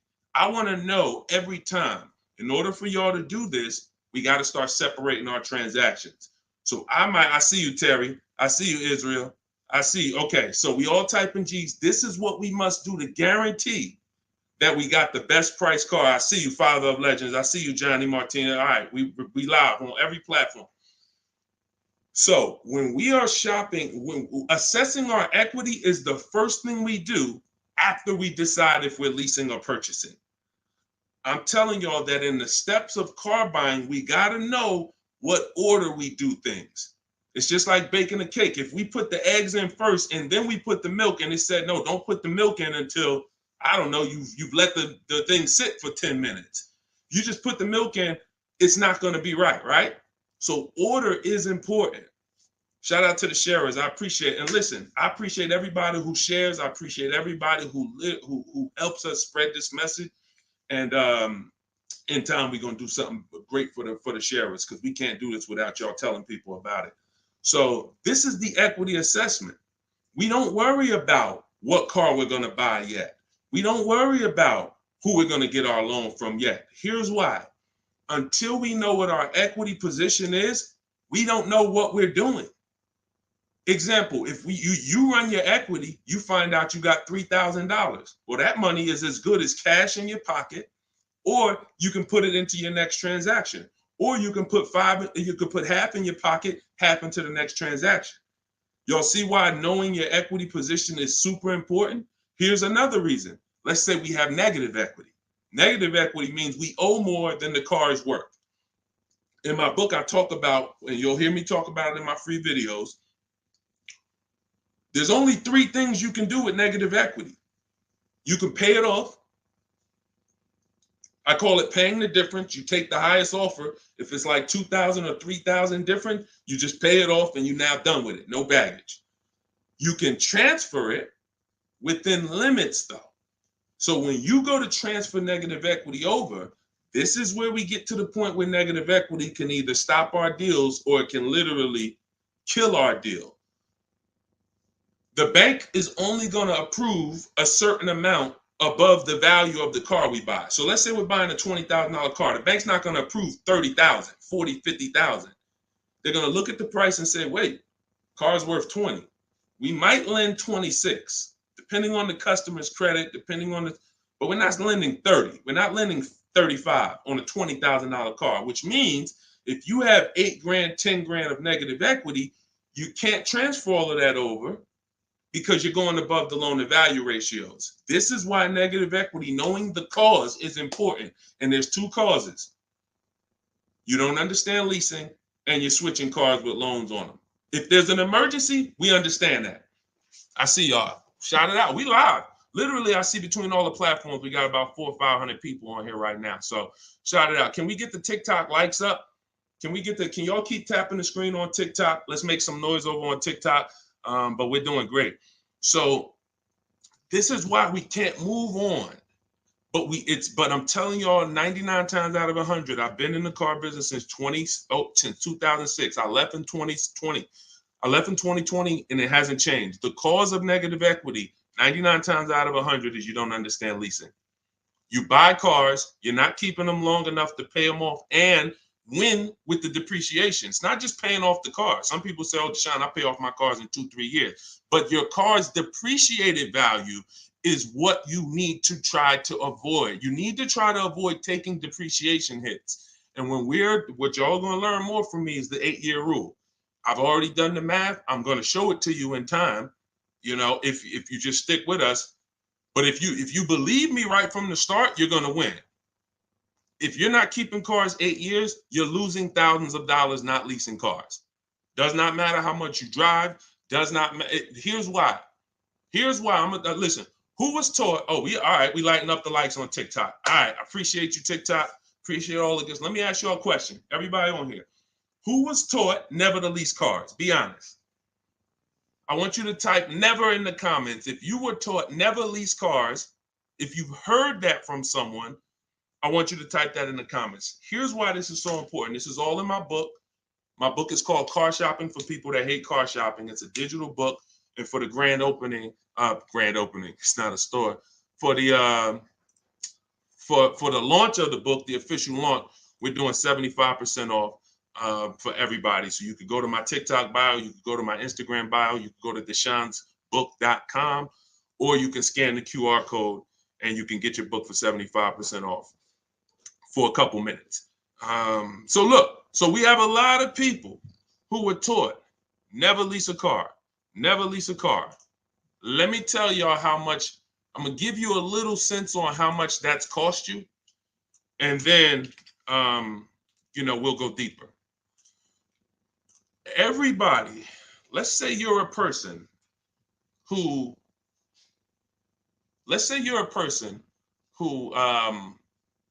keeps their cars until the wheels fall off. We call those cars keepers. If your next car is going to be a keeper, type K.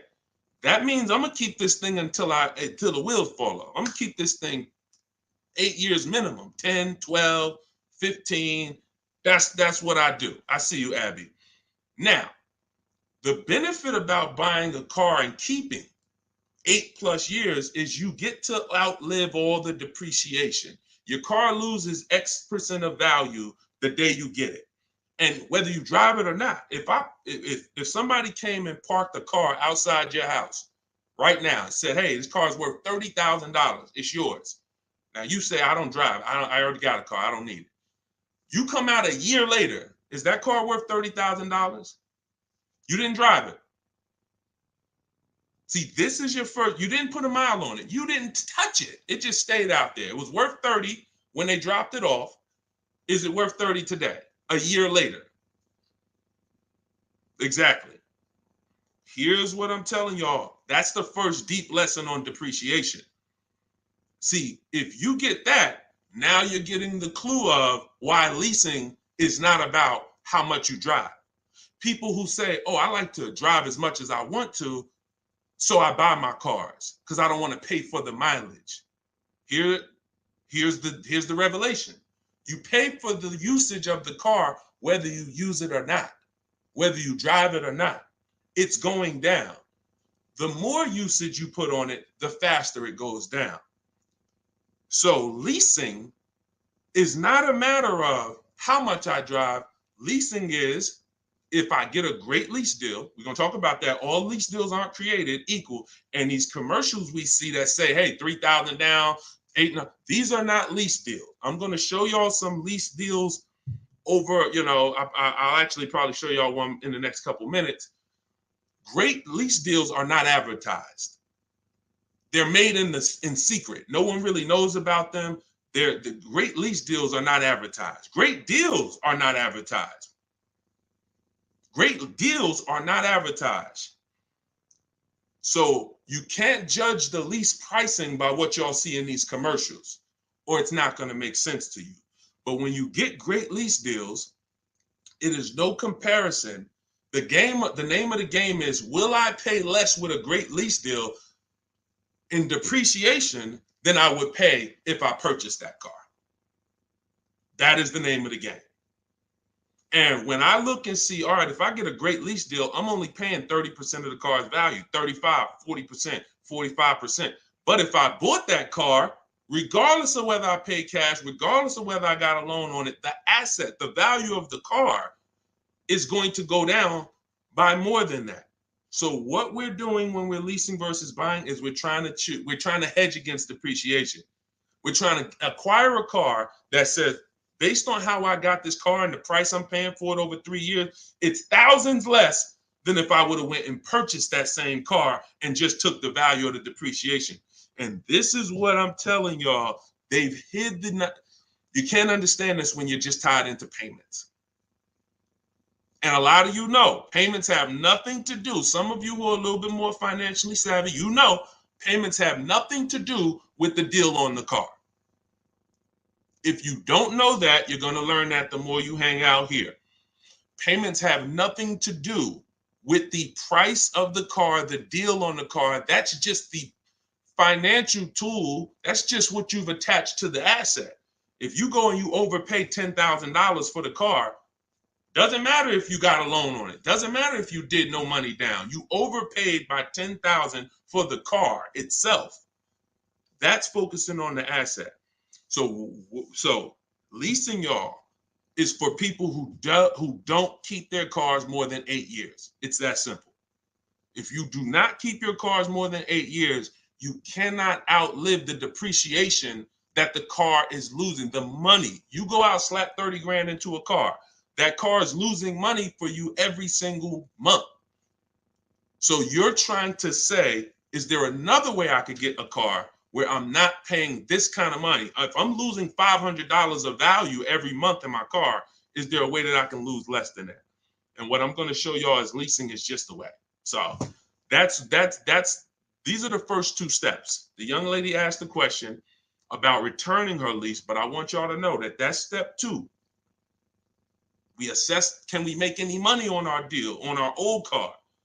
And then, but the first thing we got to do is decide buying versus leasing. Lease the loan. Good Time said, lease the loan car was good. Welcome to everybody that jumped on. My digital book, Car Shopping for People That Hate Car Shopping. Everything, it's 75% off. You can get your copy while we're on here, but we're going to be going deep on Q&A for at least, I'm not even watching the clock. So just go to my TikTok. I don't think you're going to leave the broadcast either. If you go get your copy, go to my TikTok bio, go to my Instagram bio. If you're on Instagram, wherever you're at, if you're on YouTube, scan the QR code or go to Deshone'sBook.com and get your copy so that we can go deep on this. I don't want you trying to just remember everything that I'm teaching. I want you to have a reference point, and it's affordable for everybody. It's normally $97. Okay, let's go. Things are way too complicated to fix now. I guess you're talking about when it comes to cars, electronics. Another reason people don't feel as confident keeping their cars like they used to is because the cars are getting a little bit more complex. It used to be very simple for you to find a good car, keep it 10, 12, 15 years. There's still cars out there that you can confidently do that if you make sure that you're checking the reliability of the car, checking the longevity of the car. We do this on Google. We have to make sure the cars we're buying are good cars. Then we can certainly avoid, you know, a lot of these cars. But yes, that is a lot of people don't feel as confident keeping cars long term as they used to. How about a lease to buy at the end compared to straight out buying? Cousin Al, that's a good question. He said, how about buying a lease to purchase? Who's heard of that? Who's heard that term before? A lease to buy on a car. You may have heard it with a house. If you've heard that, if you've heard that, let me tell you why that's a bad idea. We're mixing two strategies. See, there's nothing better than for the long-term person than us buying a long-term car, making sure we pay less than everyone else. That we're gonna do that. We're gonna get you stay around me. You learn from what I do, what I teach. You're gonna get below market car deals, new cars, leases, pre-owned cars. The best way to save the most money on a car is to buy it. You could decide new or pre-owned. It's really pre-owned, and you keep the thing 10, 12, 15 years. Because your cost per year is going to be so low.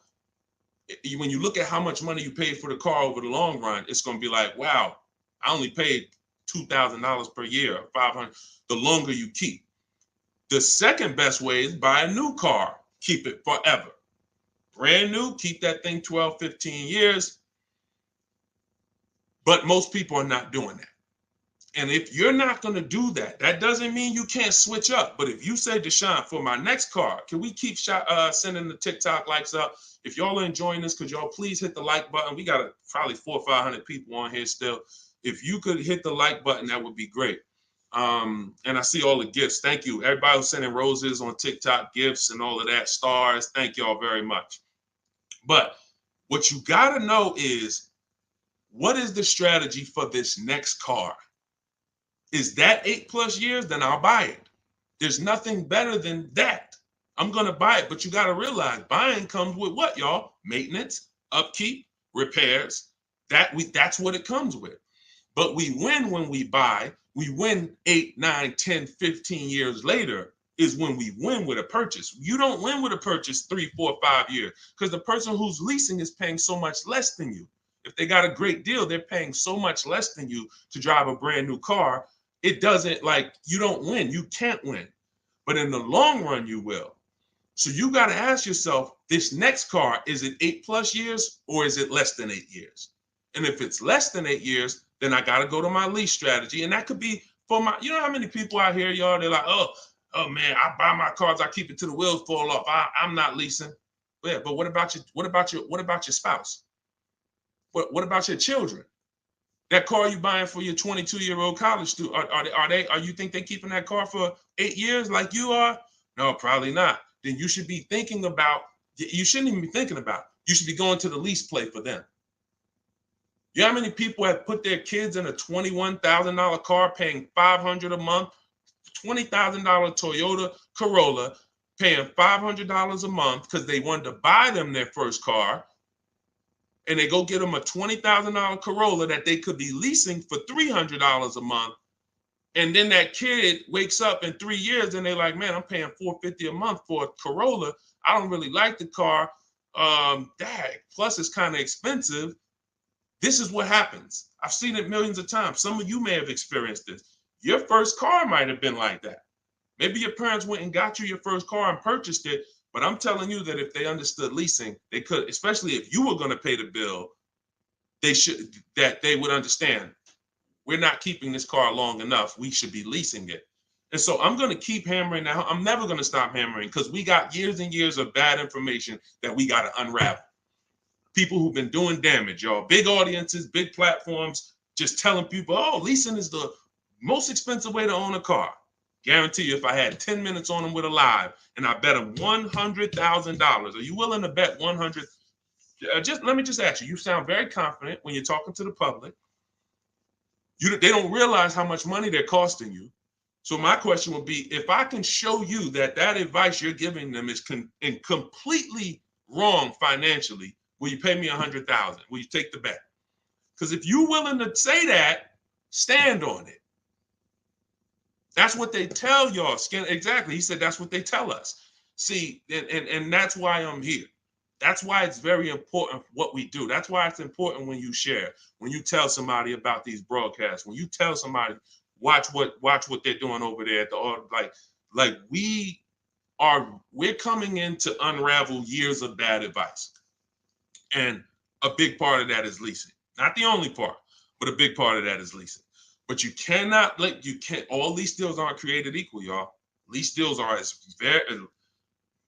when we shop for lease deals, you must get bids. And I'm telling y'all, you must get bids for everything. We'll talk more about that as we continue to go on. All right, let's get to some more questions. Why are taxes added to a buyout when they're already included in the paid? Somebody said, Christina on TikTok said, why is taxes added to the lease buyout price when it's already included in the monthly payment? Well, it's only included in the payment for the portion of the car you're leasing. So when you're paying for, your 30-40% of the car, 50%, the better lease deal you got, the lower percentage of the car you're paying towards over 3 years. That's what the tax is calculated on. That back end, which is when the car goes back to the bank or the next buyer, there's no taxes factored in on that. Depending on your state, sometimes they will put tax on the payment, but they're not usually. I don't recall ever seeing a case where they're taxing you on the whole car because you're not using that portion of the car. That's why when you lease, when you look on your credit report, you'll see the only part you're responsible for is the part that you're using. So even though the car might be 40 grand, it might say balance owed 18 because you're only responsible for that 14. You're not responsible for the back end. All right, we lighten up the likes on TikTok. Appreciate y'all. I see you, Lisa Vasquez. Welcome. Kat, I see you. All right, let's go. Let's continue to rotate questions. What happens to my down payment on the lease? See, a lot of people asking about leasing. This is good. This just goes to tell you something. A lot more y'all gonna lease when you understand it. In fact, when you understand it, your next car will be a lease. Quite honestly, unless you can guarantee me, Deshone, I'm keeping it 8 years. If you say, Deshone, I'm keeping this thing 8 years, you go ahead and buy it. Don't think about leasing.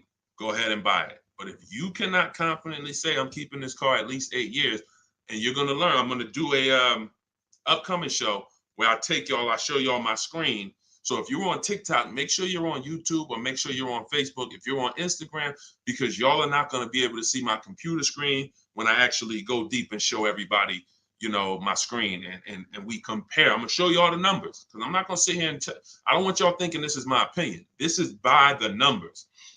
So Good Time says, what happened to my down payment on the lease? So you should only do a down payment on the lease after you've already verified you got a great deal. Pay attention. This is very important.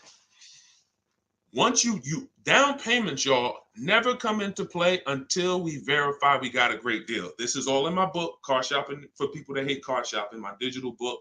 You can download your copy. Go to deshonsbook.com. It's 75% off for a couple minutes. You won't leave the broadcast, but I don't want you to miss the opportunity. The book is great value at $97, but for our official book launch, we're doing 75% off. So you can scan the QR code or go to my Instagram or TikTok bio. Get your 75% off book. So when you are doing the down payment, whether you're purchasing or whether you are leasing, it's critical that we verify we got a great deal on the car before we ever talk about payments. This has always been. How many of you have had this question? You're looking at a car and they say, hey, what do you want the payment to be? What's your goal? What's your goal for your payment? Type a $ if you've heard that question. What's your goal for the payment? Thank you, Say What. I appreciate all the compliment. I appreciate it. If you've heard that question, type a $. What do you want your payment to be? What's your payment goal, right? Here's why that's not important. And here's why you never feed into that. If you feed into that, you run the risk of focusing on the payment structure and not the price of the car. You also run the risk of focusing on the payment structure and not shopping for your own interest rate and letting banks bid on your loan. When we do an episode, we'll do a show that is about structuring our deals, and you'll see that when we start getting our financing, y'all, we never want to let anyone run our credit until after we found our car. Because what people are trying to do, y'all, is they're trying to run your credit and they're trying to give you a time limit.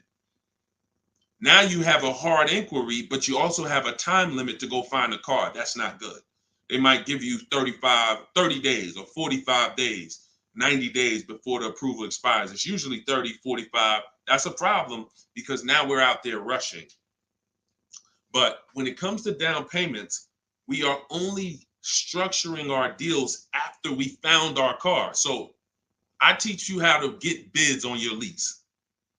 Get bids on your lease, get bids when you're buying a new car. Once you find the dealer that gives you the lowest bid, now you come in and you see how you want to structure the deal. You must get bids first. And the way we shop for leases, I'll tell you about how we shop for purchases too, but the way we shop for leases, we must get all these offers because there's so much money that could be hidden in a lease. It's ridiculous. People would love for y'all to come in and lease and come in and say, oh man, Deshone said, I'm gonna start leasing. Now you go in and they structure you a lease deal. It looks better than a purchase, but it's still not a good deal.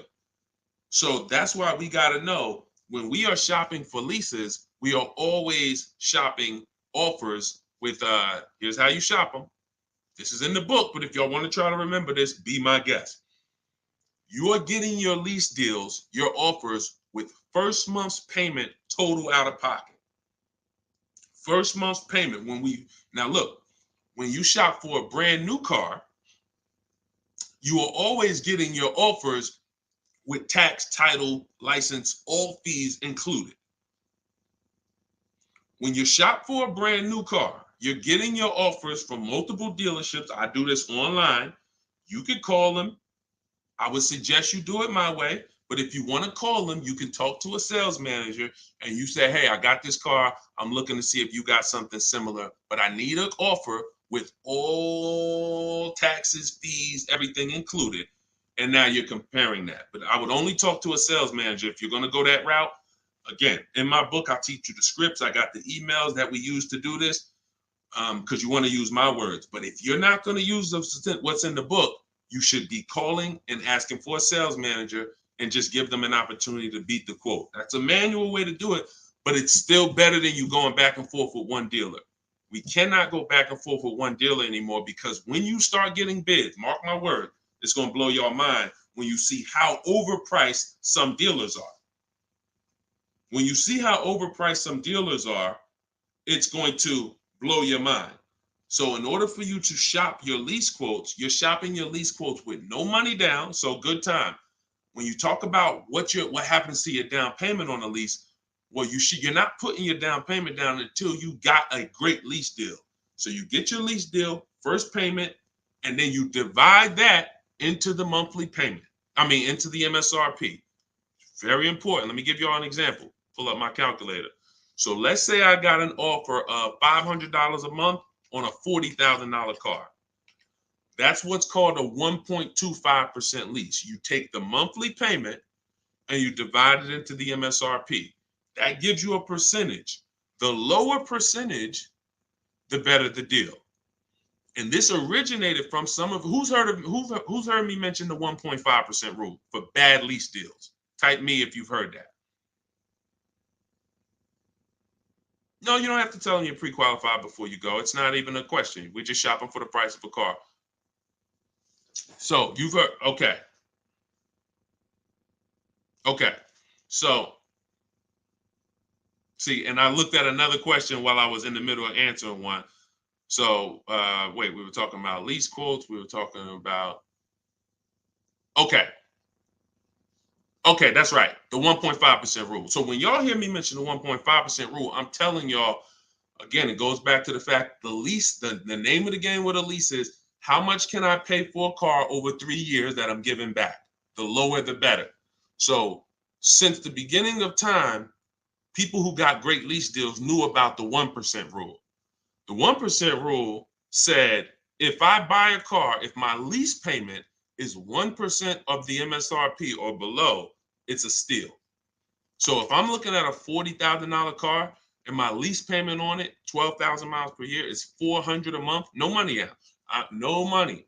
I know that y'all may have been taught, yo, you got to put money down when you lease. That is a lie.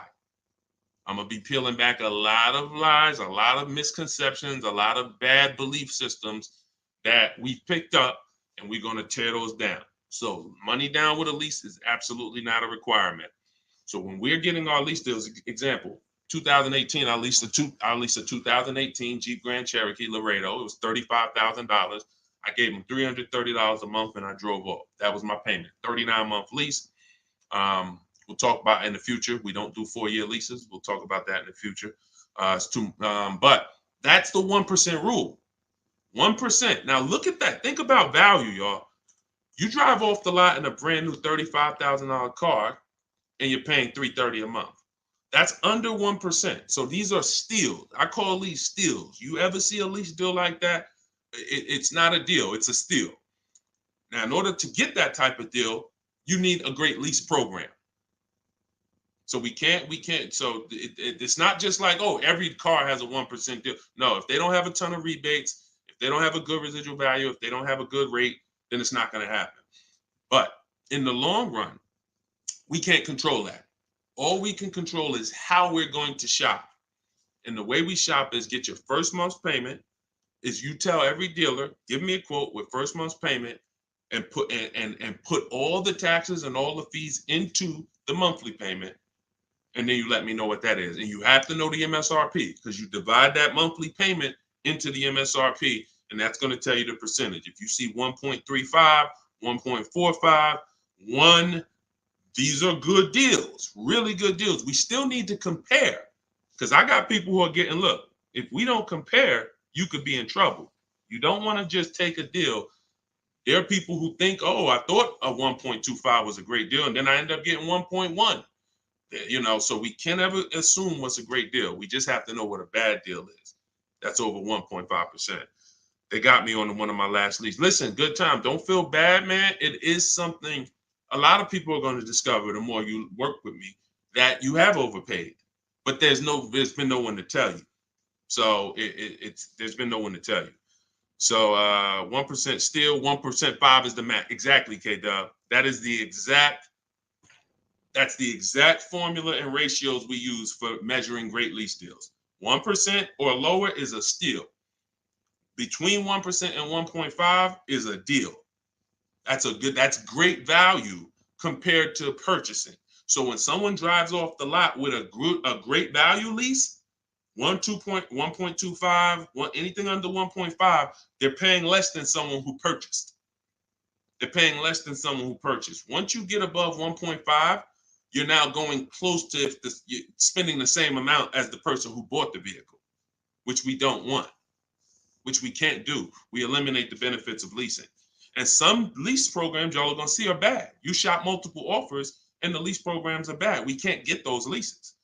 I will never co-sign, because leasing is a value play. I will never co-sign you getting a car because you like the car a lot and overpaying for a lease, because the lease program is bad.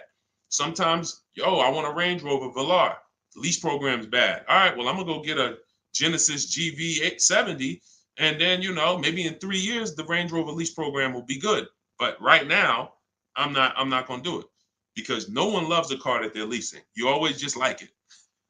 If you're leasing, you're switching cars every 3 years. You don't love anything. When you love a car, you buy it, you keep the thing 10 years. That's love. But typically, a person who's not keeping their car long term, you get, you know, you 3 years, you're like, okay, I could get another car. 5 years, you know, people who buy cars to keep, they don't think like that. Like, they ain't even looking for a reason to get rid of it until, you know, transmission goes out. And then I always joke because as a keeper, what do you do when the transmission goes out? If anybody on here has bought their cars and kept them till the wheels fall off, when the transmission goes out, what do you do? What do you do? See, you're not a keeper. You're not buying a car to be a keeper. That transmission go out, you ready to get rid of it. You ready to get rid of it. Look, a lot of people are like, no, I go fix it. I go get another transmission. Exactly. All right. All right, let's keep the questions moving. Welcome to the people who just jumped on. Happy to have you. If you're enjoying the broadcast, could you please make sure you are subscribed to us on YouTube? That's where we're going to be able to share really when we get into, which is coming very soon, I'm going to be sharing visuals for y'all to see. Just sharing a variety of things, websites that we use, things you want to stay away from, website, like all in my book. But in time, you're going to want to see it on YouTube because you might not be able to see it on Instagram or TikTok. What's the MSRP equivalent for used cars? F. Broncos asked. Here's what who's purchased a used car? Type a U. If you purchased a used car before, type a U. Type a U if you've purchased a used car before. Okay, I see Al Boogie, I see FL Bronco, I see Amore, I see Justine. Okay, every platform. Ebony Eyes. Okay, Larica.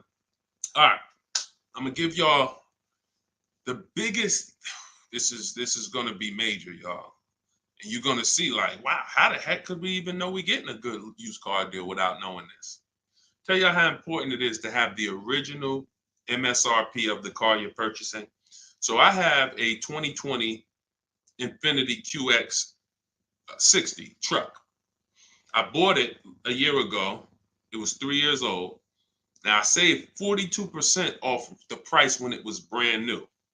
Here's why it's important. We don't know when we're shopping on these used car websites. I call them marketplaces. Y'all are going to see in my book, if you do get my book, or even in my videos, you'll hear me talk about the multiple marketplace strategy where we're on these used car marketplaces. We got to be on all of them. But here's what they try to sell you on, because it's based on who's paying them. They're trying to sell you on market value. The true way to buy a pre-owned car, after you check to make sure it's a good one, but I'm talking about how do we know we got a great price on it? We must know how much it was brand new. We must know how much the car was brand new. Give you an example. I was looking at this Infiniti truck. I had narrowed it down to my top 3 or 4. I think I narrowed it down to my top 4.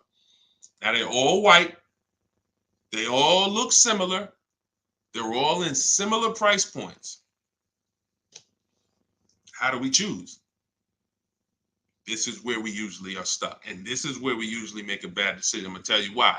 I get the MSRP of these cars. By the way, my special strategy for getting the MSRP, one of them is to go to the dealer's website.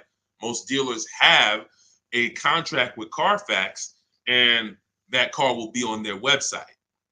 That's my first line of defense. Again, everything I'm talking about, y'all, I don't hold back. It's in my book, or it's going to be in my free videos. But some people want everything in one spot. One spot, step by step. That's what the book is.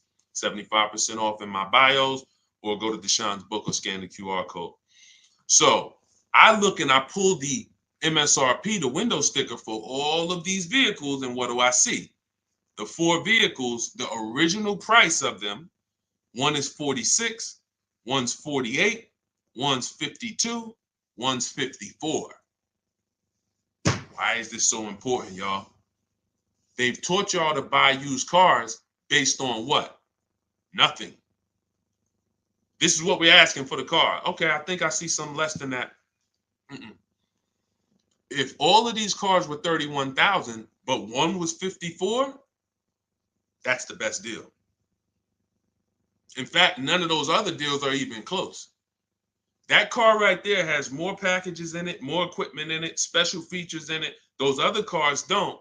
So the percentage of the discount that I'm getting off the car is higher here. Does not matter what the dealer's asking for the car. See, we've been taught you go and you focus on trying to get the dealer's price down. That is true in some cases. But what's more important is I need to know, based on what the dealer's asking for the car, how much off MSRP, original MSRP, am I actually saving? Is it 30%? Is it 40%? Because I might look at this car here and yeah, they might be asking $1,000 less for it, but the original equipment in that car is $5,000 less equipment. This is why it's very important. It's critical.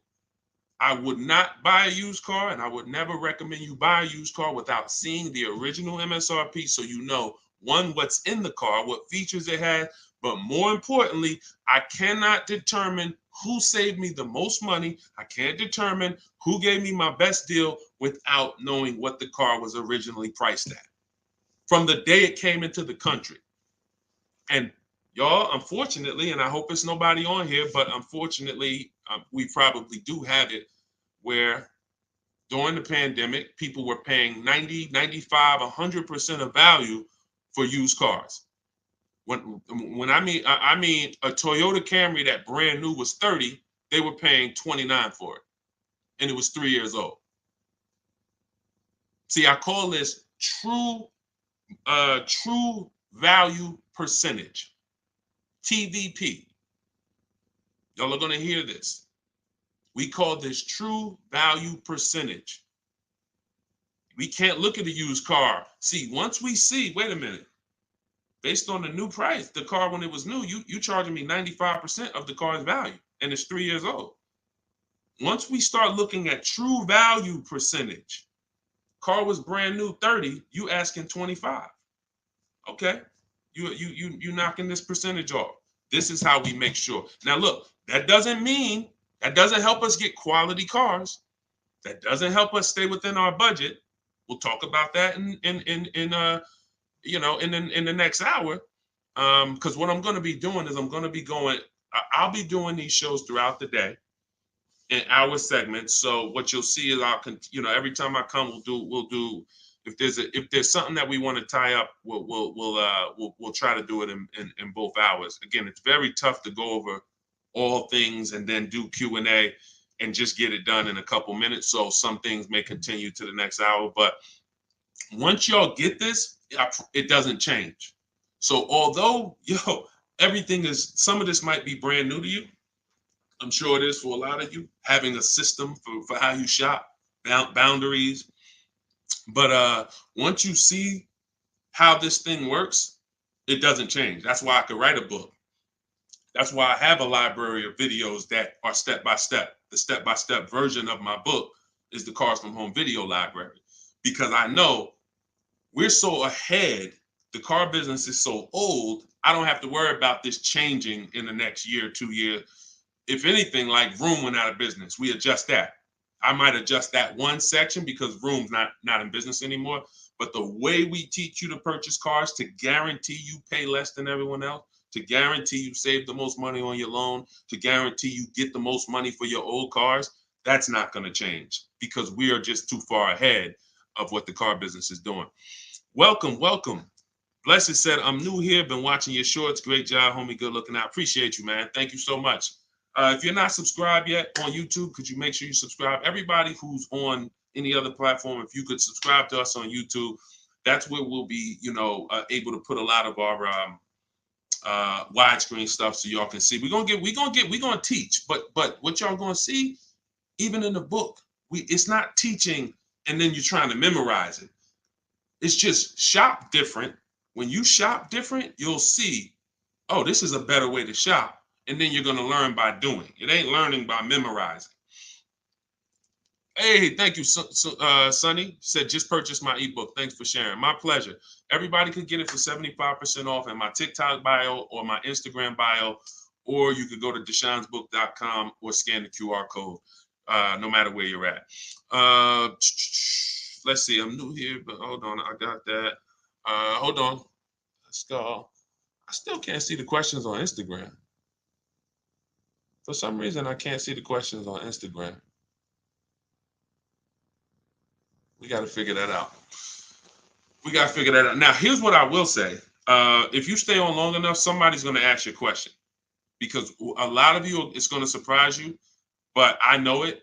We've been working with people long enough to know a lot of you have the same situation, literally. So you stay on, even if you don't, your question doesn't get answered, you'll hear somebody that's, oh, that's the exact same situation that I'm in. Josie said, I really need help. I'm interested in buying a 2001 H1 with 70,000 miles, 75,000. Should I go for a 40,000 of 50K? I don't really understand that. I really need help. I'm interested in buying a 2001 H1 with 75,000. Should I go for 40 or 50K? So I'm guessing you're saying I'm buying a 2001 Hummer with 75,000 miles, or either is that asking price is 75,000? Should I go for 40 or 50K? No, we go for whoever wins the bid. See, we can't get into, here's where this could hurt us sometimes. You know what we do? We save a certain amount off the price of a car, and then we want to carry it to our next deal and say, well, we should save the same amount on this car. No, because we don't know what the programs were that allowed us to save 7,000 off that car. And I'm talking about new. Pre-owned cars, this is different. Pre-owned cars, you go to the market and you see who has the lowest car for the money. So we're not going local. It's two favorite words, y'all. And some of you, let me see who's been with me for a minute. See if anybody knows. What's my two favorite words when it comes to saving money? And again, this is, I haven't been live and we haven't done this in a, does anyone remember favorite words? Y'all wouldn't know on YouTube, I don't think, unless I used to say this a lot on TikTok. Oh, Alicia said they got kicked out of Instagram. Okay, so come on over to TikTok. All right, it still says we got a lot of people on Instagram, but that's good to know. Okay, we'll check that out. Does anybody remember my two favorite? All right, anyway, I'm gonna tell y'all, and now y'all will know this going forward. And I want these to be your two favorite words: multiple offers. Multiple offers. Very important. When I tell you, when you make multiple offers your two favorite words, you are going to save so much money. It's crazy. So I'm not buying something and there's only one of them out there. I don't have anything to compare it to. That'd be like me walking into the grocery store and I want chips. I really want some barbecue chips. And I go into the aisle and it's only one brand of barbecue chips. Wise Barbecue is the whole store. Now, I don't know if they're charging me a good price because I don't have anything to compare it to. They might say, oh, bag of chips, $4.99. Is that good or not? Well, we don't know. But when I see all the other options, same thing with spaghetti sauce. I need to see all the options. Same thing if some of y'all were buying a TV. If you had to buy a TV right now, if you had to buy a daggone 100-inch TV, are you worried about overpaying for it in this day and age? No, because you know, man, I'm going to go to Amazon, I'm going to go to Best Buy, I'm going to go on this Walmart.com, and by the time I see some options and see what they pricing at, I'm going to be able to choose the best one in 10, 15, 20 minutes, right? That's what comes through. That's price confidence. That's called price confidence. And the only way to have price confidence, to eliminate that feeling of, oh, did I overpay? You think I paid too much for this? Is to learn multiple offers, multiple options. So what you should be doing, Josie, is looking at so many H1s, wherever they are, that I know I'm not going to overpay because I see them all. I see where the price, and I'm gonna teach y'all, this is in the book, and I'll teach y'all in my video. We set up accounts when we're shopping for a new car, because once we know where the prices are, we want to be alerted every new car that pops up, every single used car that pops up, you want to get alert on it. You want that thing coming to your email the minute they post it, because everybody else is not going to be able to move on it because it's too fast. They need time. They need to, oh, let me see it. Okay.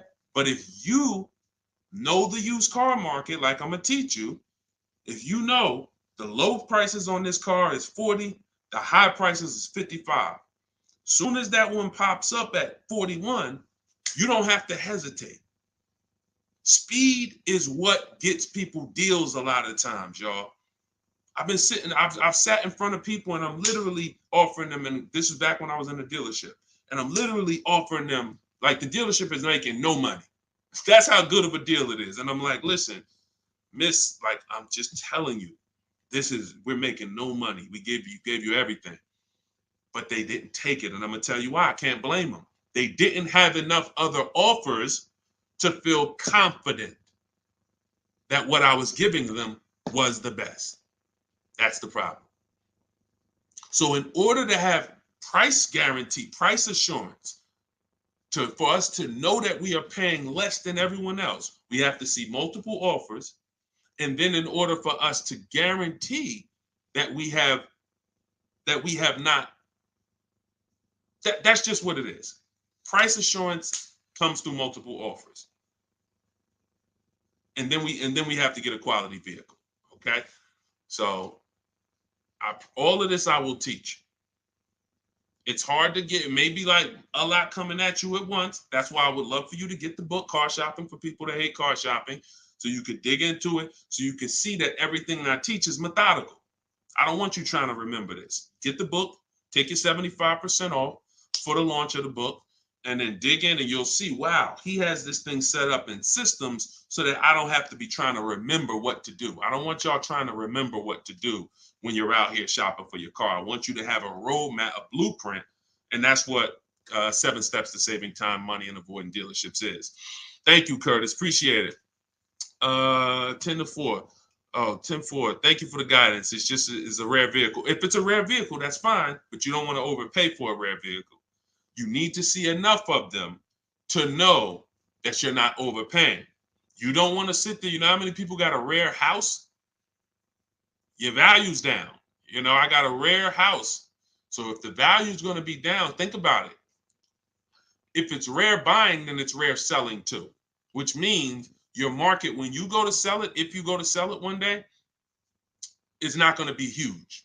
That's not a car you can sell in 24 hours unless you just want to blow it out price-wise. But in order for you to make sure you don't lose, you got to make sure you buy right. You can't overspend by 10, 15 grand.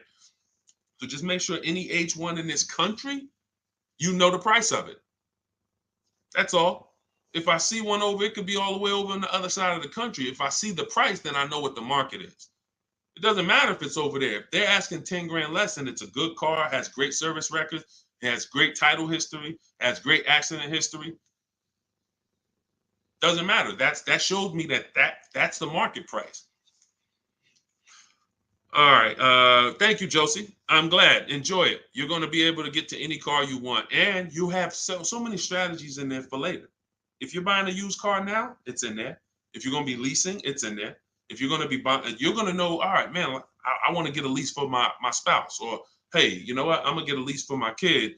Or you just might buy everything. But sometimes you might want to buy brand new. Sometimes you want to buy pre-owned. It's all in there. Different strategies for how you get to below market deals on each one. Uncle John said, who currently has the best lease program? It's no way to tell. Unfortunately, there's no way to tell. You cannot shop. That's the bad part. That's why when we shop, y'all, it takes us about 45 minutes to an hour to find out where the market is on a car, what the best offer is. Once you get good, like I said, if you're doing it the slow way, you could call sales managers. You get one lease price, and then you call a sales manager and see if they can match it or beat it, or beat it rather. But if you want to do it the fast way, I go through the websites. I contact the dealers through the websites, tell them exactly what I want. We do this for 25 dealers. And then you use my scripts of telling them what you want by email, getting the quotes, and you'll know in a matter of an hour, hour and a half, where those offers are. But there's no other way. Because again, great deals aren't advertised. They're not going to advertise great deals. They'll advertise lease offers where they make money. Hey, bring us 35 grand. Bring us 3,500 plus taxes and fees, and your payment's $479 a month. Yeah, but you're putting down $6,000 to get there, and then no, those are not good deals. You're paying too much for a car you're giving back. So yeah, and so we'll cycle through various topics. We spent a lot this hour talking about leases, talking about leasing versus purchasing, and hitting a couple things. But what y'all will see is we'll do themes kind of each hour.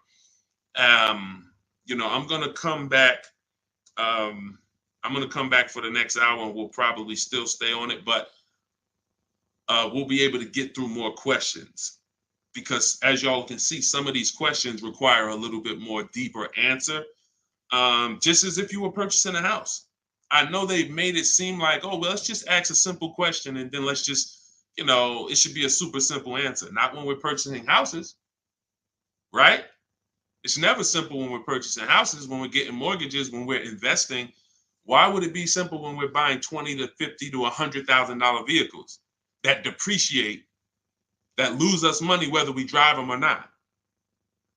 That's danger. You got a real lesson on the dangers of depreciation in this hour. Like, ridiculous. You drive a car, buy it, park it outside, come back in a year. Car's worth thousands less. You never drove it, never got behind the wheel one time. So when you have that type of product and you're coming into your household, it can drain you of money if you don't structure your deal in a way where you've minimized your losses. The name of the game is to minimize the amount you're losing on these cars. Cars are depreciating assets. You can't make money on them.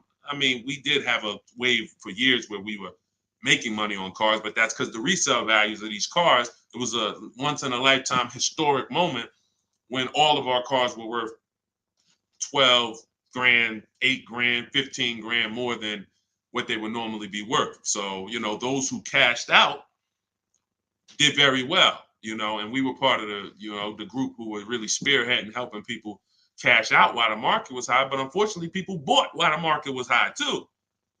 So this is we'll be talking more about these things every hour. So lease good for bad credit. Now what you're gonna have to do is set yourself up.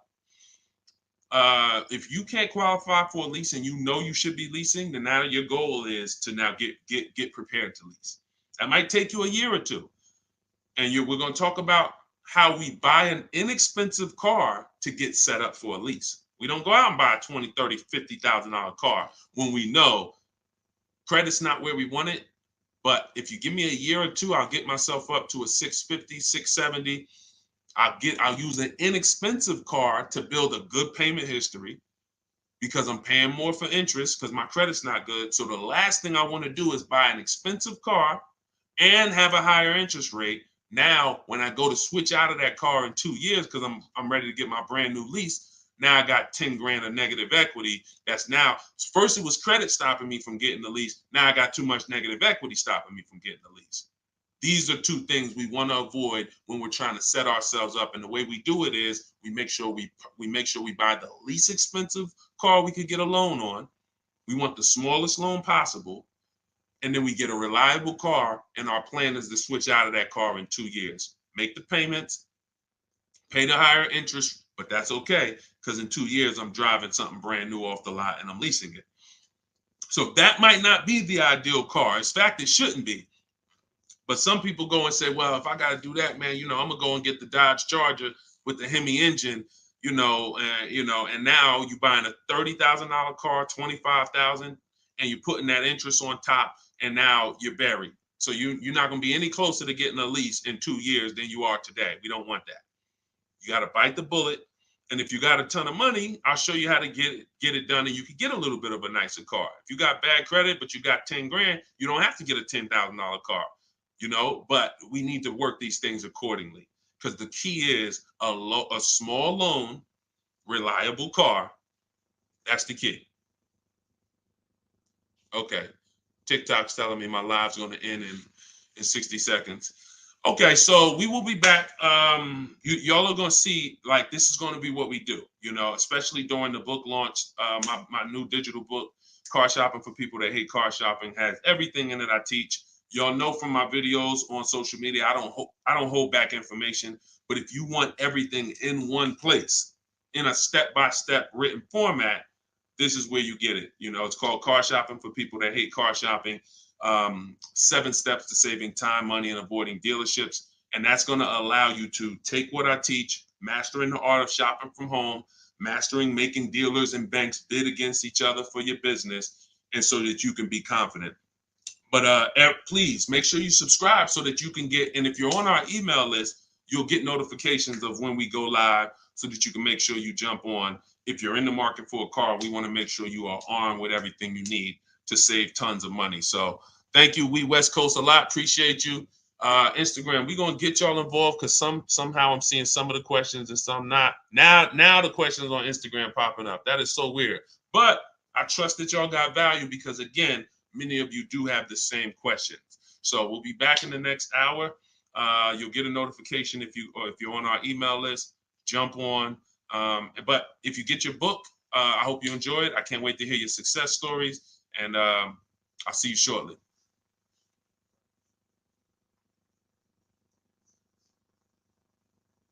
Oh, and if you need the book, it's in my TikTok bio. Some people are saying, where do I get the book? It's in my TikTok bio. Click the picture. It's in my Instagram bio. Go to the bio. Click the picture. If you're watching on or you could go to deshonsbook.com, or you can scan the QR code depending on where you're watching. So, all right. See y'all soon.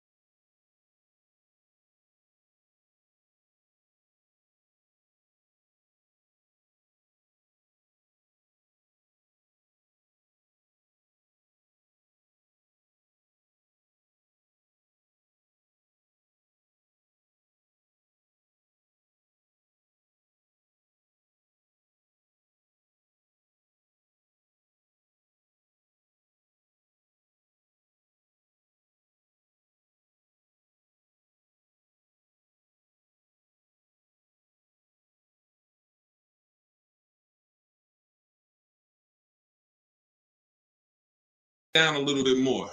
Why ask about the MSRP? This question is from TikTok.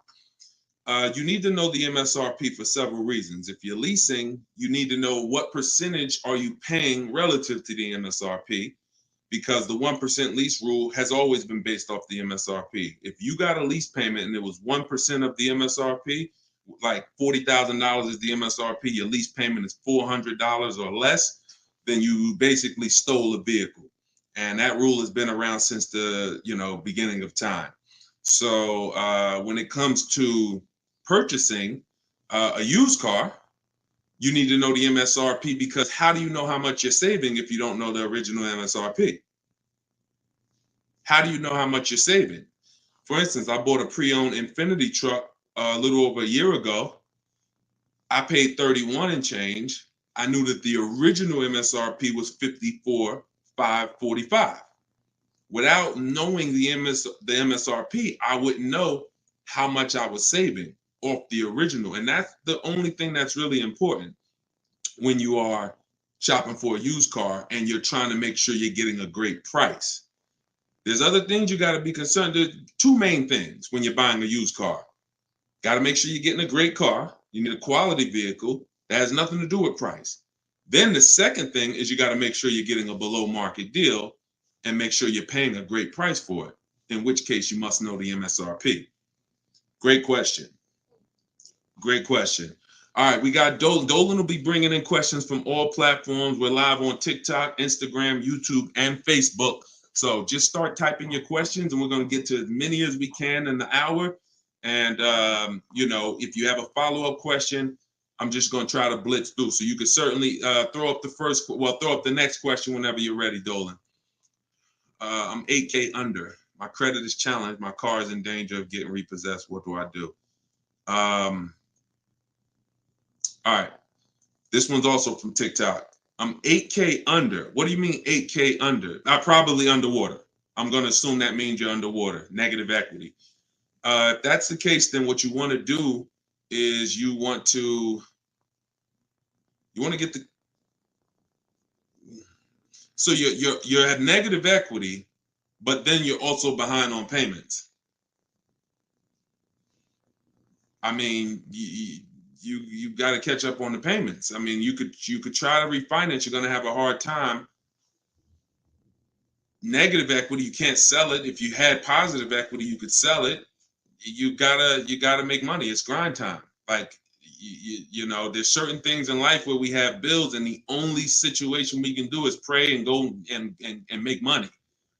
You know, without money and bills, anyone's going to, you know, and this is a hardship, but this is without money or somebody to help you. I can't think of anything. You have a payment due. So, you know, the best thing you could do right now is to focus on how you can make some money so that you can pay the car. Negative equity isn't the biggest problem. The biggest problem is the car is in danger of being repossessed. If the car gets repossessed, now you got to start over. It's not the end of the world, but you're certainly going to have to start over because you're gonna have a repossession on your credit, and you're gonna have to buy a car with bad credit. I would be trying to rebuild my credit. That's what I would be trying to do. Make money, and if the car gets taken, you got to start rebuilding your credit. Follow Shonda Martin. She's a great resource on all these platforms. And but yeah, man, money answers to all things. Book of Ecclesiastes. So figure out how to make some money, man. Work overtime, double shift, second job, start a business on the side. As long as it does, you got to make some money. Can't make car payments without money. So go ahead, Dolan. Wish you the best, man. Keep me posted. This one's from Instagram. On a 3-year-old used car, what percentage from original MSRP should I be looking at for a price point? It goes by comparison.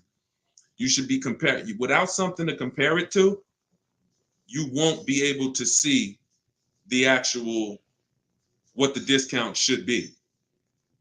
You need something to compare it to. We do these live shows.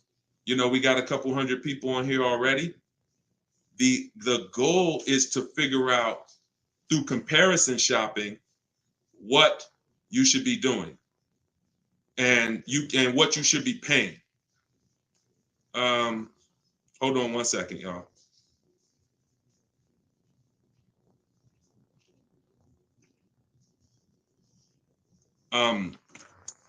Yeah, so that's the goal. You don't know what a fair price is, what a great discount is, until you are not, until you have other offers to compare it to.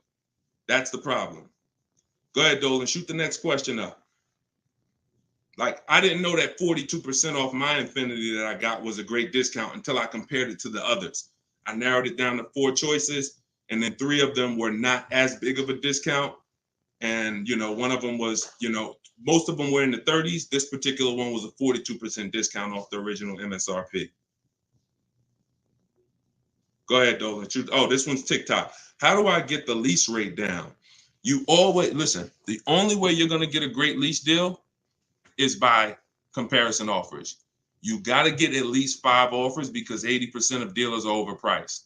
And the only way you're going to see that is by looking at other offers. See, most of the questions y'all are going to find out have to do with you shopping for cars the way you shop for other things in life. You shop for everything else. When we get great deals, it's comparisons. Everything we do is a comparison. Now, the only way you have price assurance is through comparison. and knowing if somebody tells you, we guarantee no one will beat our price, or hey, Walmart says you could buy this item and if you find it at a lower price, you know, we'll match it or we'll beat it. See, that's price assurance. That's comparison. That gives you peace of mind of knowing I'm not overpaying. And the only way for you to bring that same piece, the reason why we're able to, and for those of you, if this is your first time on a live with us, type 1. If you've never been on a live stream with me, type a 1 in the chat. See how many first time people we got. How many people first time? What y'all are going to see is what I'm teaching you to do is shop for cars the way you shop for everything else. Because the way you shop for cars now, you don't shop for anything else like that. Okay, Ronnie, I see you, Stoner Kid. Okay. I see you, Amelia. Okay, Batman, good to see you. Edgar. Okay, Paul, we got a lot of first-time people on here. So what you want to do is start shopping for cars the way you shop for everything else. And we get great deals by comparing offers. Now, some of the people I'm going to introduce you to and the way they've gotten their deals is by using what I'm teaching you. Everything that I teach comes out of my new digital book. It's called Car Shopping for People That Hate Car Shopping. 7 Steps to Saving Time, Money, and Avoiding Dealerships. So in that, I have 2 systems for how we comparison shop. One's for new cars and leases. You got to get at least 5 offers. And some of you are like, Deshone, how do I get 5 offers? Well, you stay on. We're going to talk about that. It's easy to do when it's online, but you won't see how different the prices are. When you see, man, everything seems overpriced, it's because you're dealing with what I call the 80%. Dealers that are the 80% are overpriced. They're going to charge you as much as they can because they don't think you're going to find the 20% dealers that are going to beat those offers. So when you talk about how to get a lease rate down, like you look at somebody like Danielle. This is Danielle's lease. She just got a lease on an Audi not too long ago. $44,000 vehicle. She paid $550, no money out of pocket. She just gave him $550, drove off. No down payment. So a lot of the things you're going to see, this is the reason why I represent the Unlearn, Relearn brand. Because a lot of what you've been using, you got to unlearn. It's not going to work here. But I'll help you do that. I hope you do that. So for the launch of my new book, you can get yours for 75% off in my TikTok bio. It's normally $97. It's 75% off while we're on the broadcast. You got 30 minutes. And Instagram bio, you can get yours. And if you're on YouTube and if you're on Facebook, I'll put the link for you guys. Y'all can get yours. But that's how you get lease rates down. Comparison offers. Making people bid for your business. Stop negotiating, guys. And start making people bid. We'll talk more about that. Go ahead, Dolan. Shoot the next question up. We're taking questions from all platforms: Facebook, Instagram, YouTube, and TikTok. And could everybody who shares invite somebody? If you're a sharer, I appreciate it. I always give, we're trying to figure out something special we could do for the sharers because there's nothing, I told y'all, inbox me. If you got ideas, what could we do to reward or come up with something for the sharers? Because you guys are the people who help us spread this message. I appreciate all the new people, but I want to do something special for the sharers. Please DM me ideas of what we can do because we want to make it a regular part of our broadcast. All right, I see you, Sharice. Thank you. All right, go ahead. This one's from TikTok. Can you ask for additional discounts since you're an educator? See, the problem is if there's a rebate, then you'll get it when you reveal it. If there's a first responder rebate, you can't depend on a dealer to tell you about it. Some of the 80% won't tell you about it. Some of the 80% won't give you the whole thing. If it's a $1,000 rebate, maybe they'll tell you it's $500. We don't trust the 80%. When I was in the dealerships, I saw how the 80% moved. The 20% are the people those are the people you have to find. It's not, you can't just walk in. You don't, unfortunately, there's 17,000 new car dealers in this country. They don't have labels on them. There's not one that say, we're the 20% that beats everyone. You have to find them and you need a great a bidding system. You could do it manually by phone, or you can do it my way by email, copy and paste. So, but you're not going to, it's like people who said, well, I have a GM, I get a special price with Ford. I get a special price with General Motors. You can't depend on the dealer you're dealing with to tell you the special price and to tell you the rebates if they have them. The only way you're going to see it is by getting at least 5 offers, and then you'll be able to reveal who gave you the real offer. It's unfortunate, but it's actually better for you, because when who's not a good negotiator? Type not me if you are not a good negotiator. Just speaking honestly, you're not a good negotiator. It's not your thing. I consider myself to be pretty good, and I won't do it. All right, Danny said not me. Okay. Rai, sorry, I butchered your name. Lovey, okay. This is going to work for everyone who's not a good negotiator. Now, I am a good negotiator, but I won't shop that way.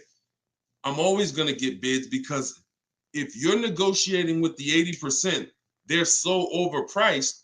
Even when they drop down a couple $1,000s, you're still overpaying. That's the whole point. That's why it's best for you to sit at home where you're in control. You can use my way, which is email. We copy and paste. I have a strategy in my book. It's called 25 to 5, where you're going to connect with 25 new car dealers. This is only for buying and leasing new cars. This is not for used cars. I have a different strategy for that. But you're going to sit at home. You're going to connect with 25 dealers online in about 20 minutes. And that's going to get you 5 offers using my scripts, using my replies. Now, the manual way to do it is to pick up the phone, call, and speak to at least 5 sales managers. But you need to get 5 offers. That's the only way you're going to see how much money that the 80% were trying to overcharge you. Does that make sense? And it goes with the same thing with military discounts. Doesn't matter. Special pricing, employee pricing. You must shop multiple offers, because you can't trust the 80% to actually give you the real numbers. All right. Go ahead, Dolan. Bring the next one in. We're taking questions from all platforms. Did I post that link? The book is not good for used car. Absolutely. That's just my system. You're going to hear me talk about 2 systems of shopping multiple offers and options. One's for new cars and leases. That's called the 25 to 5. One's for used cars. That's called the multiple marketplace strategy. When we shop for used cars, we have a different strategy. You must shop for your best used car offer in a different way than your new cars.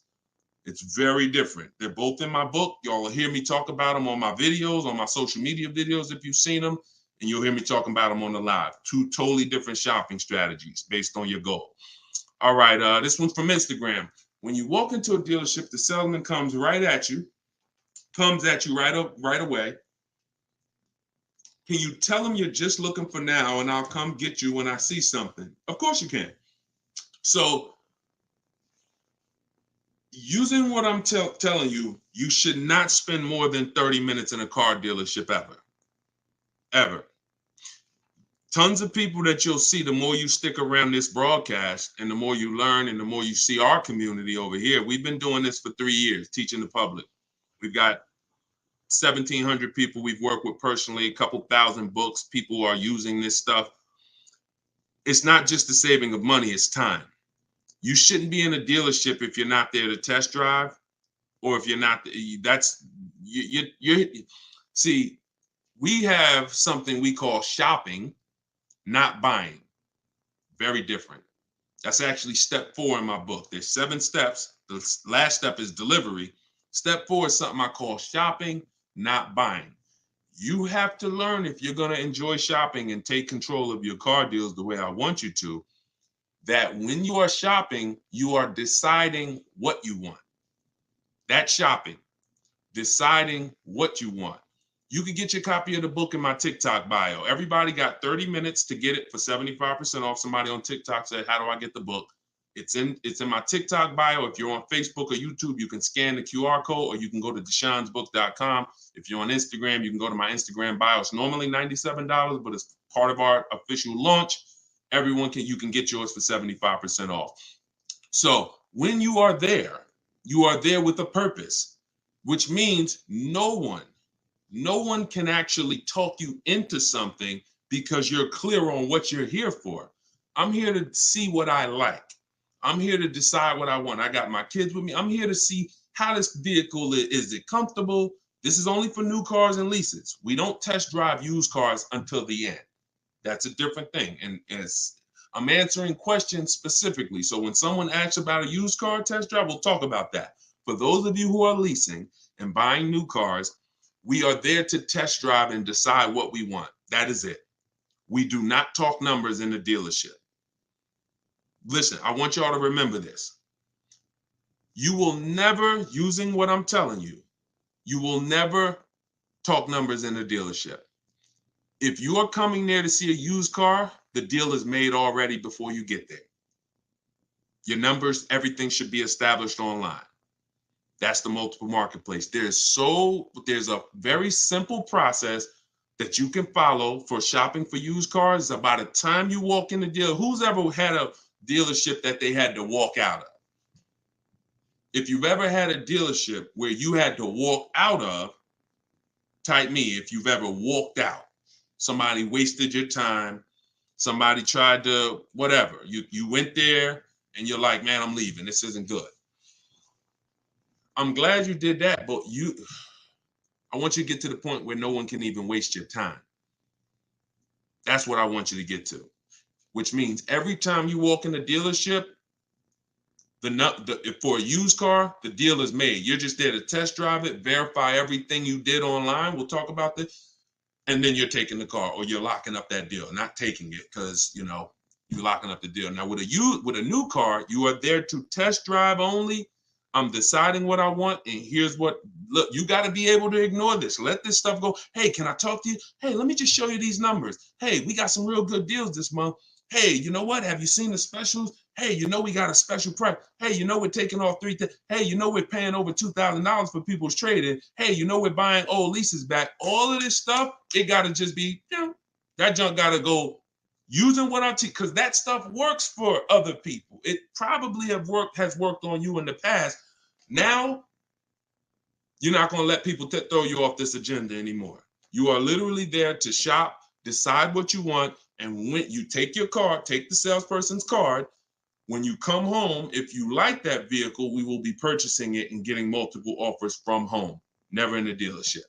Everybody clear? If you're clear on that so far, type clear. Everybody clear on that? Clear?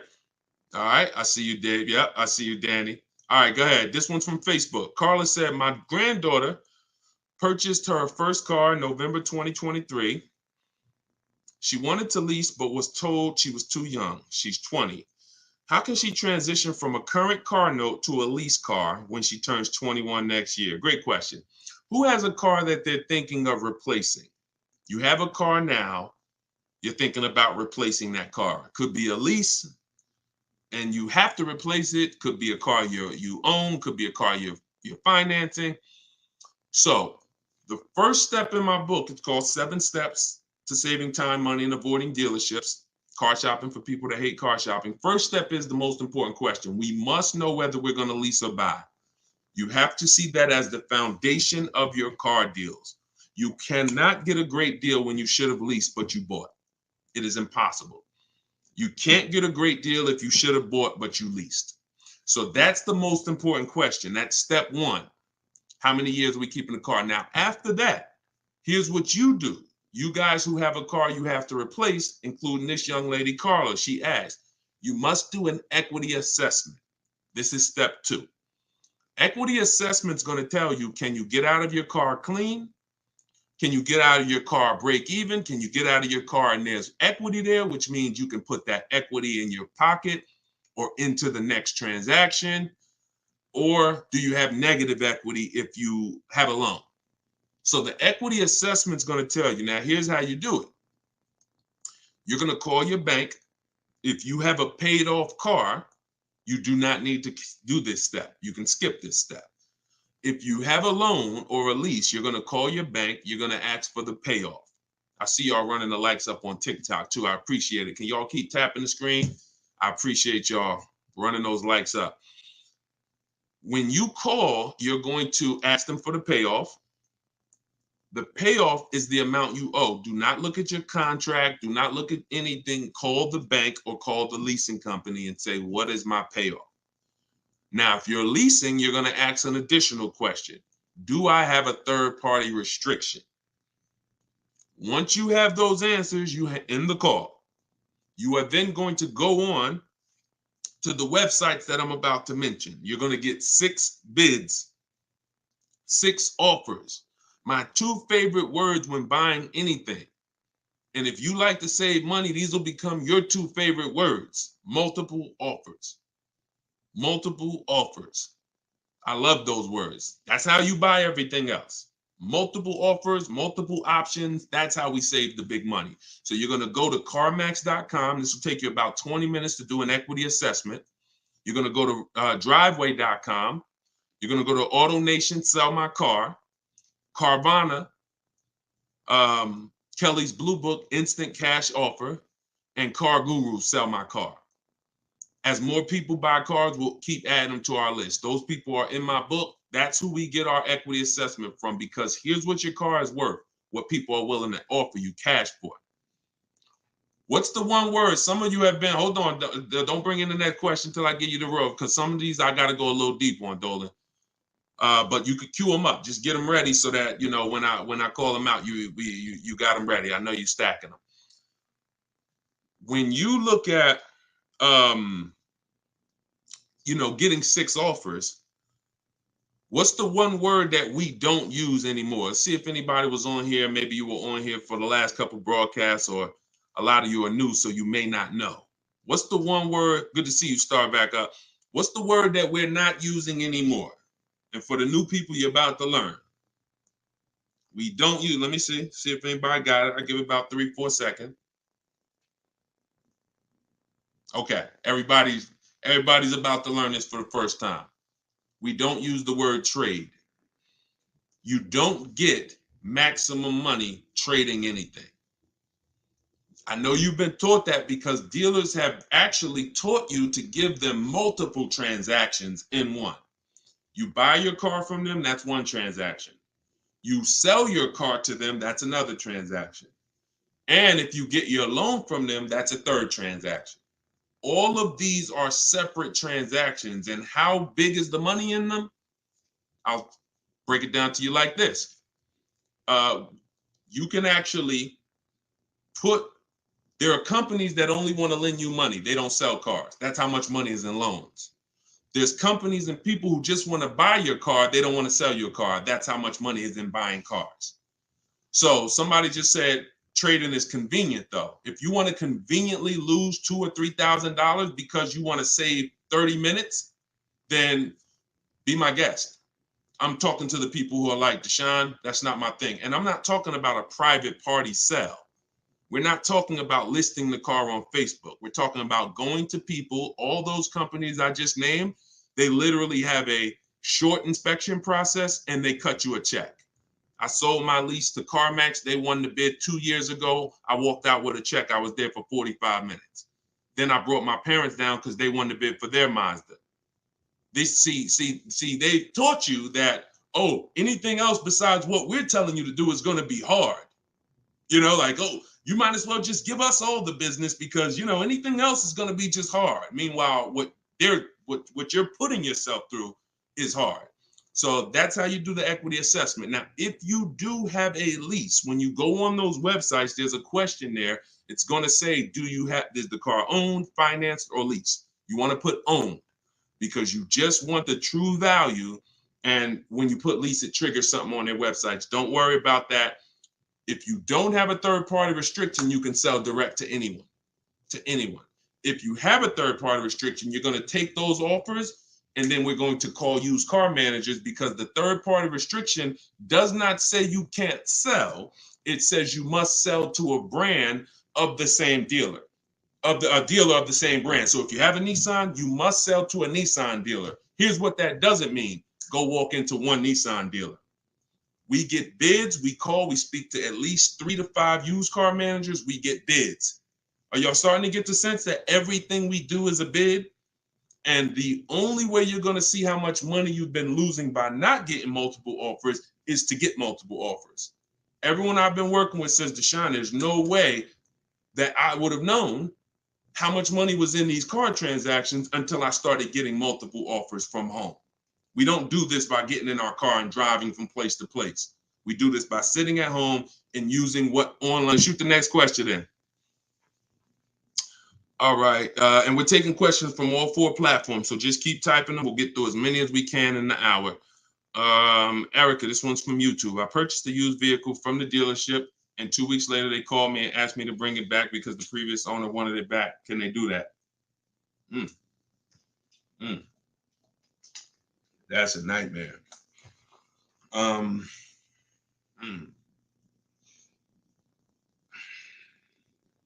Y'all hear that question? Erica purchased a used vehicle. 2 weeks later, they called, asked to bring the car back because the previous owner wanted it back. So it's less about your transaction, and it's more about if the transaction with the original owner was legally closed. If they left the transaction open, now if I'm you, do you have your paperwork? You have all your loan? And here's the most important thing. Has the loan been funded? Is there a new loan attached to that vehicle under your name? Are they in the process of registering that vehicle under your name?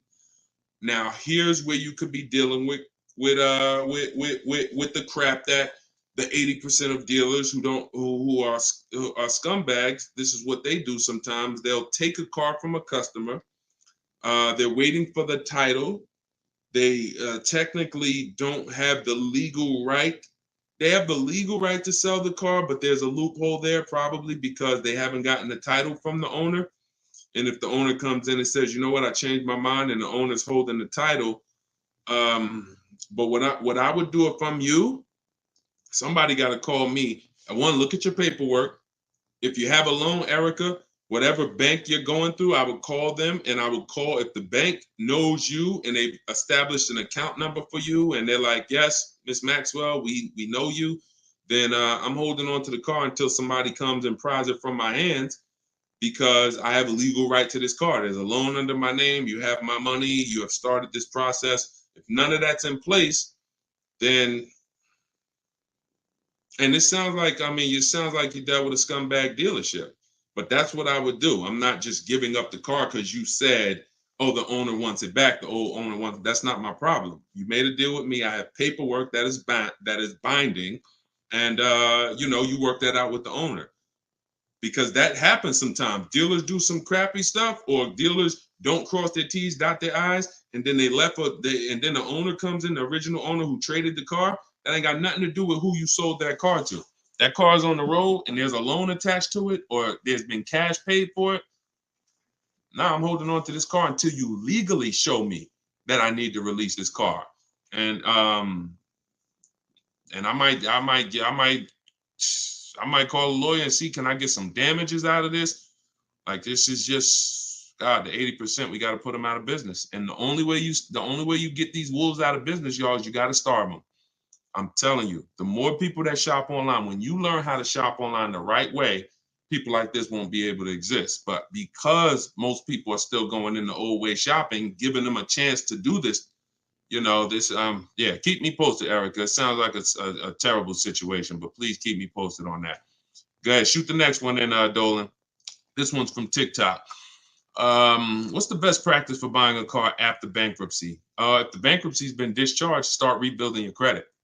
I've seen people who went through a bankruptcy. Once it was discharged, they started building credit immediately, and they were up to a 700 score in a year. So, it's the key is not to come out of bankruptcy and start buying stuff. The key is come out of bankruptcy and start rebuilding your credit, because if you can do it relatively quickly. Everyone should be following Shonda Martin. Some of you may know her. She's all over all these platforms. She does what I do, but she does it for credit. She'll do lives. The girl is brilliant, and I tell everybody about her. But that's the whole thing. You should be rebuilding your credit. You can do it quick. Get yourself up to a high 600-700 score, and then go and get a car. That's what I do. Go ahead, Dolan. Shoot the next one in. It's another one from TikTok. How do you feel about buying a car with a credit card? I don't. Credit cards are 20-something% interest. I don't carry a balance on my credit cards. Shonda doesn't recommend carrying a balance on her credit cards because the interest is exorbitant, and we would never buy a car with a credit card under any circumstances. Instagram. How do I keep my credit score from taking a hit each time I shop for a vehicle? Okay, good question. Let's go into detail on something I call the bank bidding war. Okay, this is something that I'm sure, unless you guys have been on here before, you've probably never heard. So you heard me say everything is a bid, right? So the same way we make dealers bid for who wins our business, who's going to sell us a car, same way we make the companies bid on who's going to buy our car, that's the same way we make banks and credit unions bid. 1 point on an interest rate on a $30,000 loan could be $1,000. So we're looking, so we take interest, we take shopping for car loans as serious as we take getting bids for the new car. There's thousands of dollars in loans. Remember what I said about 15 minutes ago? There's people who just want to give you a loan. That should tell you there's a lot of money in loans. They don't sell cars. So if there's a lot of money in loans, you're going to see this isn't about relationships. You're either going to be a relationship person or a money person. If you want to be a relationship person, type R. That's going to cost you money in what I'm telling you. If you want to be a money person, if you want to save all the money that you should be saving, type M. That's going to come at an expense of relationships, because your bank is not your friend. They're in the business of making money. All right, I see you, Jennifer. I see, all right, a lot of people typing M's. Listen, if you used to go to dinner with your car salesman, invite them to the barbecues, that's going to change when you start getting bids. Unless he just wants to compete. If he's willing to compete, then it won't change. But going back to what Cindy's asking, how do I keep my credit score from taking a hit? So there's a way you do this bank bidding war. There's 3 rounds to it. 3 rounds to it. The first thing we're going to do is check to see, are there any special interest rates for the car we're shopping for? Because if the bank is offering you 0%, 0.99%, this will only come from the company that makes the car. This won't come from a bank or a credit union. When you see 0%, 0.99%, it's like a finance rebate. It's like they're incentivizing you to finance, giving you very cheap or free money to use. No bank can compete with that. So the first thing you're doing, whether you're shopping for a new car, used car, is checking there. That's round 1 of the bank bidding war. Because if you do see that, there's no other reason to let anyone run your credit. That's what I'm getting. I'm going to get the 0%. I'm going to get the 1.99. Now, if that doesn't exist, now what we're doing is we're shopping for our car, and we're going to lock up our car, get our offers. No one needs your credit. When you're getting offers the right way, no one needs your credit to give you an offer. That's a lie. Deshone, they told me they did. They lied to you. What I tell you about the 80%? The 80% lie. Straight face. Look you in the eye. So we're going to get our offers. Once we find the best offer in the market, we reserve the car. We take that buyer's order. We come home. And now we're going to let tons of people run our credit. Isn't that going to make it go down? Here's how the bank bidding war works, and you can Google this. The credit bureaus allow you to have multiple people run your credit within a finite period of time. Experian has an article on this. They say between 14 and 45 days. If you're letting all these people run your credit within this period of time, what it looks like to the credit bureaus is you're rate shopping. You're rate shopping. They're not going to penalize you for rate shopping. They will penalize you from going to dealer, letting this dealer run your credit, letting this, oh, I'm trying to buy this Chevrolet. Oh, run my credit. And then here I'm at a Nissan dealer. Okay, I'll take the Nissan Altima, letting them run your credit. You'll be penalized for that. That is not what I'm telling you to do. I'm telling you, don't do that. So when you get your car, you're bringing that home, and you're going to call your bank. You're going to now call your credit union or go on their online portals, and you're going to go to every online lender. I have some listed in my book, Lightstream, Community Credit Union, and you're going to let all these people make offers for you. Because who's seen a case? This is another reason this works so well. Who's tried to reach out to their bank or their credit union to get a rate, and they say you have to have a car first? Who's had that happen? You're trying to get a rate, and they say, well, we can't give you a rate. We need you to give us the details of the car first. So now you're trying to make up what you think you're looking for. Yeah, I'm looking for. No, it's because it's not designed to work that way. It's designed to work where you get your paperwork, get your buyer's order, has all the numbers on there, has the year, the make, the model, what you're paying, how much you need to borrow, and then you're calling your banks and credit unions. This is round 2 of the bank bidding war. So you're going to let all those people go and compete. Now, whoever wins that round, you're going to call the dealer the next day and you're going to say, hey, I got 6.29 from my credit union. But if you guys can beat it, then I'll do the deal with you. This makes the whole price. See, everything I'm telling you to do, if you follow what I'm telling you, the process is easy. You never got to lie. All of those people who taught you how to buy cars and you got to lie, don't tell them you got to trade, don't tell them this, you'll never hear me teach you. You don't have to lie. And the dealers will enjoy working with you to 20% because you're now giving them an opportunity. And it's very different, y'all. When you got a car, when you have a finance manager who's trying to beat the rate you got, here's the difference. And we'll get ready to queue up the next question, Dolan, not yet. Here's the difference. When you don't have a finance manager trying to bid and beat what you have, they're going to their banks and they're asking the salesperson, what's the most you think they'll pay? What's the highest rate you think they'll pay? All right, quote them at this, and then let's see if we can negotiate on the rate. That's what it is when you don't have an offer. But when you give them that, when you found your car, locked it up, and then you call the salesman or you call the finance manager and say, hey, I got 6.29. If you can beat it. Now, here's what they're doing. They're reaching out to all their 10, 15 banks and saying, let me see if I can beat this rate. Very different. And only one or two things are going to happen. They're either going to call you and say, hey, look, I tried my hardest. I can't beat the rate.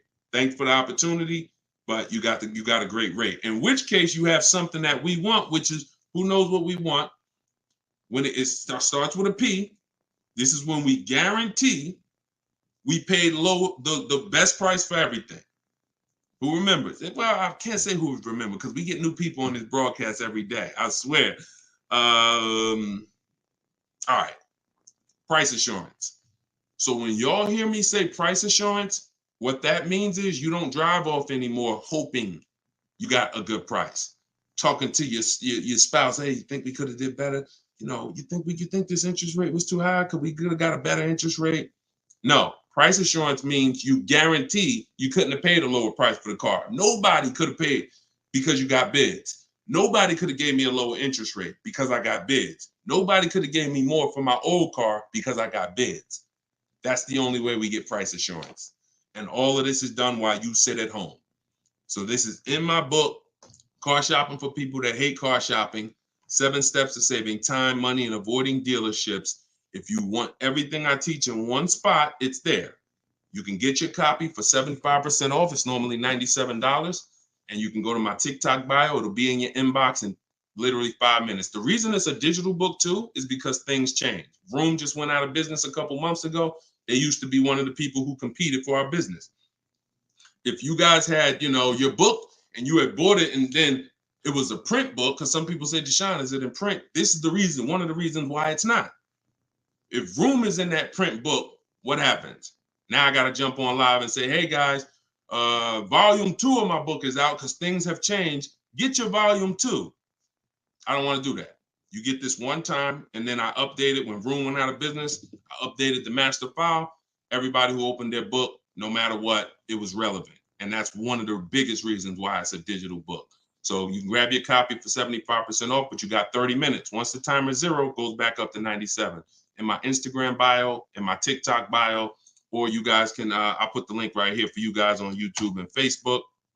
You can go to deshonsbook.com. Oh, wait, I put the wrong one. I put it in my bio here.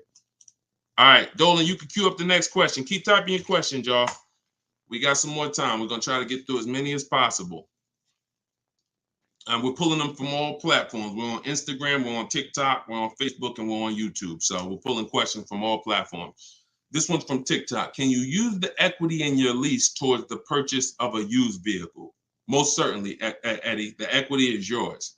Once you identify your equity and you know how you're going to get it, who you're selling to, you can either put that money in your bank account or you can use that as a portion of you can use that towards your next car deal.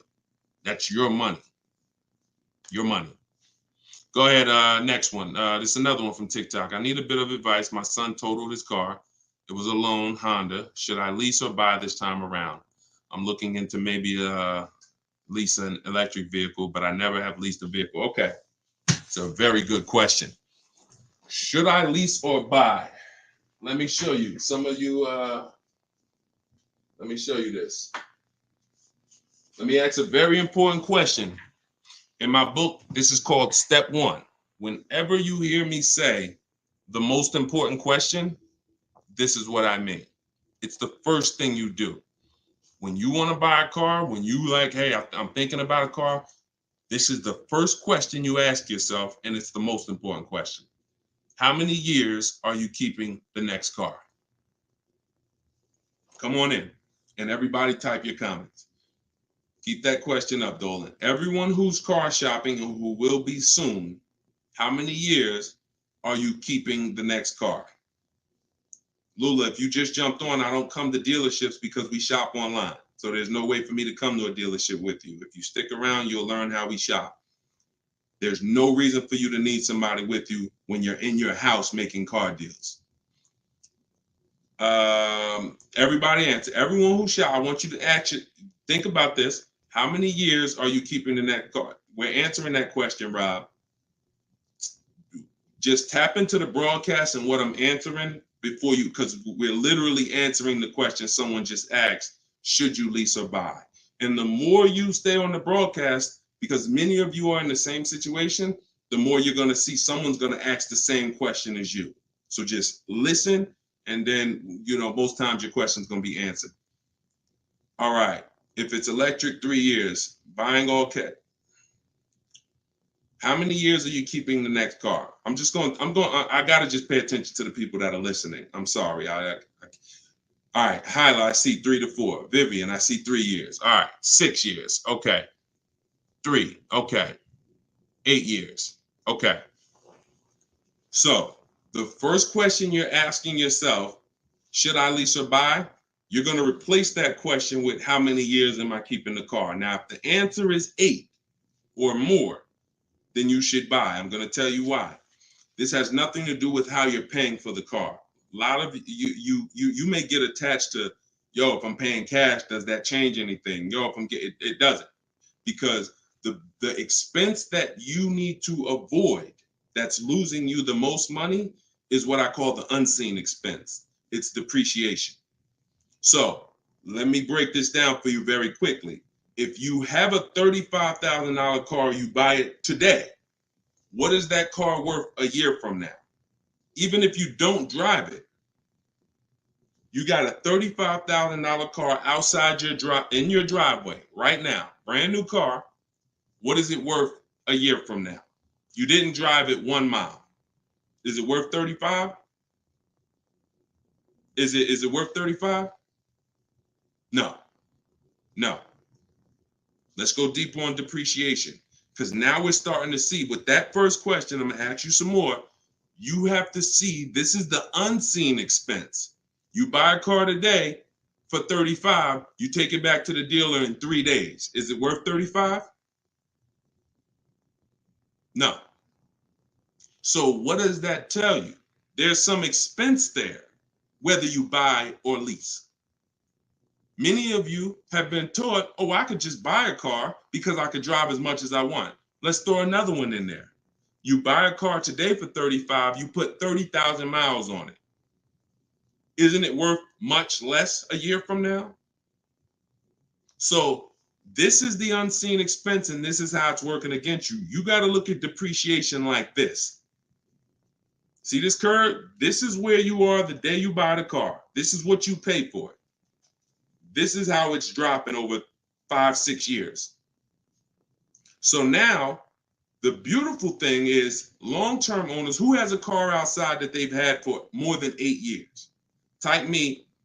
Some of you might have been 10 years. Some of you might have been 20 years. this is what you have to see. If you're getting rid of your cars anywhere in this 6-7 year mark, you're losing money. It's no way. It's no way you can replace something you bought and it's dropping like this. But here's the beautiful thing. For those of you who are like, look, I had my car for 12 years. I had my car for 8 years. I had my car for 10 years, 16 years.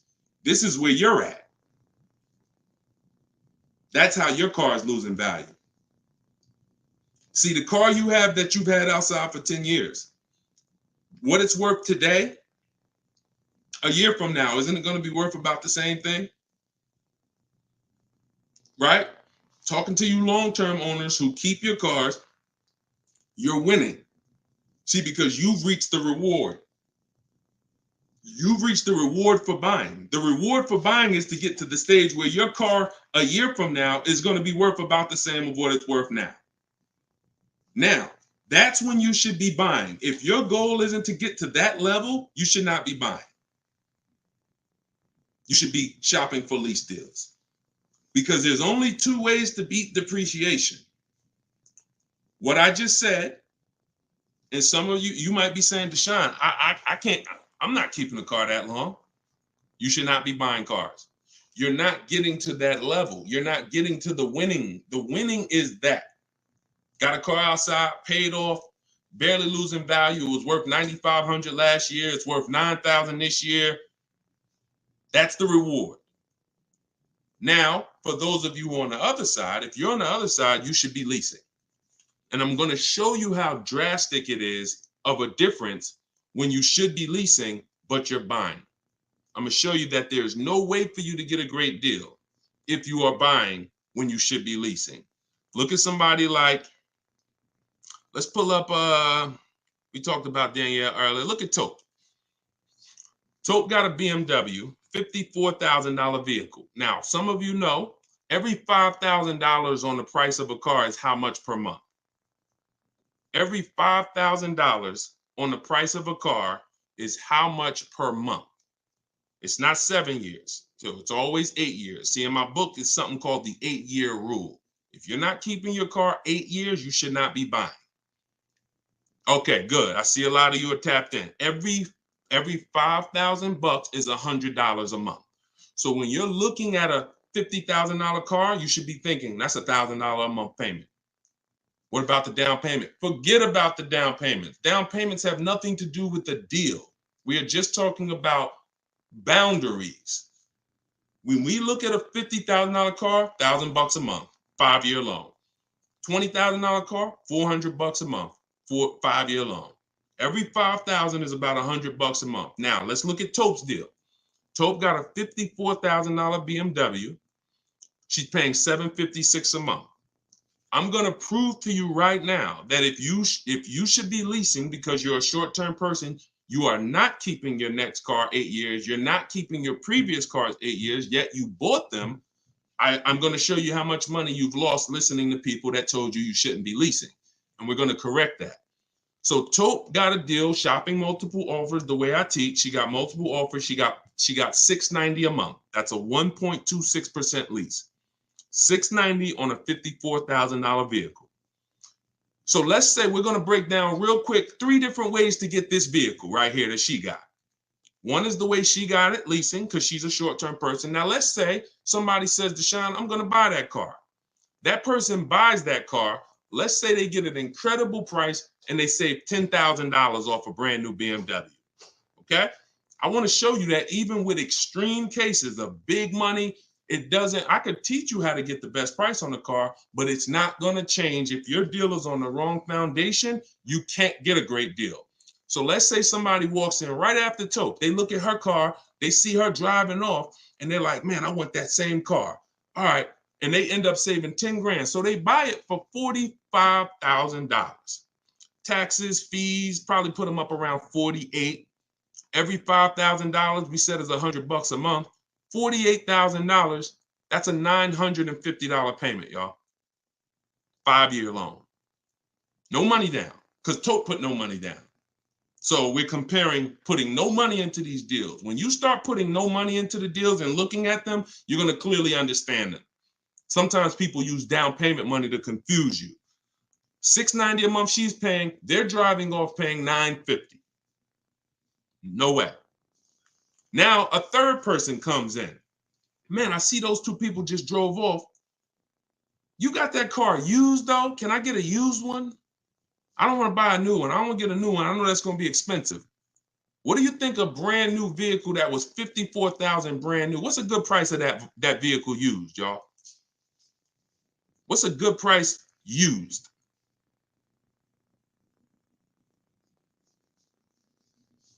I want to hear. Somebody throw something out. 40? Okay. 40? I'm going to take the lowest number. This is how it's going to, I mean, it's not going to be 30. Okay. A $54,000 vehicle. You're not, let's take 21. Okay. No, all right. I can't, we gotta use like real answers. So you're not getting a $54,000 vehicle. Oh, maybe I should preface 3 years old, right? Let's say 35. Let's say 35, right? That's pretty conservative. 54,000 new. They find one for a great price. It's a used car. They get it for 35. Every $5,000, $100 a month. What's the car payment? 700. 700. So you have Tope, who's driving off in a brand new BMW, $690 a month. You got the person who bought thinking it saved $10,000, got an incredible discount, $950. And then you got the person who got a 3-year-old BMW. Warranty will be up next year. They're going to be on their own. They're paying $700. That's what I mean. I told you I was going to make it very clear for you that when you should be leasing, you cannot get a great deal. I don't care how much money you save off the car. I don't care if you buy a used one. When you should be shopping for great lease deals, you're not a long-term person. Now, here's where both of those people can beat Tope. Both of those people can keep their cars 8 years, long-term, pay the cars off. Now, we see them down the line, and now they're winning. And it's not that Tope is losing. It's just that they've all won now. Everything when you purchase cars, when you get to this stage, if a person bought that car and they're at this stage now, I had this BMW for 8, 9, 10 years, and it's not losing any value anymore. Oh, you won. That's the reward for buying. But if you're not going to get there, you're losing by not leasing. That's the leasing versus buying. I call that the most important question. It's the first question. When you open my book, it's step 1. How many years are you keeping the next car? That is the first thing you ask yourself because it's the foundation of your car deals. So everything that I'm teaching you is out of my new digital book, Car Shopping for People That Hate Car Shopping. 7 steps to saving time, money, and avoiding dealerships. Step 1 is the most important question. Step 7 is delivery. So by the time you get to step 7, you're either having your car delivered or you're picking it up. This is not a book you read and then you go take a test on it. This is an action guide that gets you closer and closer to your vehicle. And when you get to step 7, you're taking delivery. So you can get it for 75% off. Get your copy. Get your 75% off in my TikTok bio, in my Instagram bio. It'll be in your inbox in literally 5 minutes. If you're on YouTube or Facebook, you can scan the QR code or you can go to Deshone'sBook.com. All right. I love talking about this. Go ahead, Dolan. We probably got time for 2 more. Bring in 2 more, Dolan. Bring in the next one. And then we'll wrap. Yep. I drive too much to lease. See, hold on. Before you say that, you got to be very careful making statements. And I'm going to be honest with you, y'all. I will put what I teach and I put my people who learn from me against anybody shopping for cars. Because once you get this and once you get how to shop, you'll be able to do this in 60 minutes. You'll be able to get great car deals in 60 minutes. But in order for you to win, the best thing for you to do is ask questions here, not make statements. All right. This one's from TikTok. Can you use the equity in your lease toward the purchase? Oh, yeah, we got that one already, Dolan. We did that one. Shoot the next one up. This one's from Instagram. How do you compare car prices if the model has different options and packages? Are you talking about new cars or are you talking about used cars? Let's just break down them both. How do you compare car prices if the model has different options and packages? The way we compare lease offers, we look at them from percentages. See, prices can change, but percentages don't. If I got a $40,000 vehicle and I'm paying under 400, that's a 1% lease. We call that a steal. If somebody offers me a $42,000 car, if it's 1%, then that's $420. That's why we go by percentages. Same thing with used cars. When we're looking at a used car, I need to know what the original MSRP was. I'm going to get this from the Carfax. I'm going to get this from, there's a site called With Clutch. Carfax has an agreement with a couple manufacturers where they have the window sticker there. So I'm going to get I'm not going to buy a used car, and I would never recommend you buy a used car without knowing the original MSRP, because we want to look at the discount percentage. So example, my Infinity truck I bought, it was $54,000 brand new. The other three that I was looking at, one was 52, one was 48, one was 46. So when I compared the discount off of the new price, this one had the greatest discount off the new price. Therefore, it was the best offer. And that doesn't matter that it had more options than everything. It also had a greater discount percentage wise. That's how we compare, no matter what prices are being thrown at us. When you learn to look at things percentage, and I have calculators in my book. I have ways that we make offers. I have calculators that I've invented, online calculators where we plug in all our offers and then it spits out the counter offers that we should be making. All of that is in there. Like there's more stuff in the book than I could ever describe on this one live stream. All right, go ahead. Cue up the last one. Pick a good one. TikTok. Listen to him. He got me a check for $4K for my lease car. I said pick a good one. You picked a good one. Listen, a lot of people, and I'm glad, congratulations on that. A lot of people didn't even know you could sell leases. If you didn't know you could sell a lease, type a question mark. Be honest. If we're honest here, this is how you're going to win. Because at some point, this person right here who just said I got $4K selling my lease, at some point, they didn't know you could sell a lease.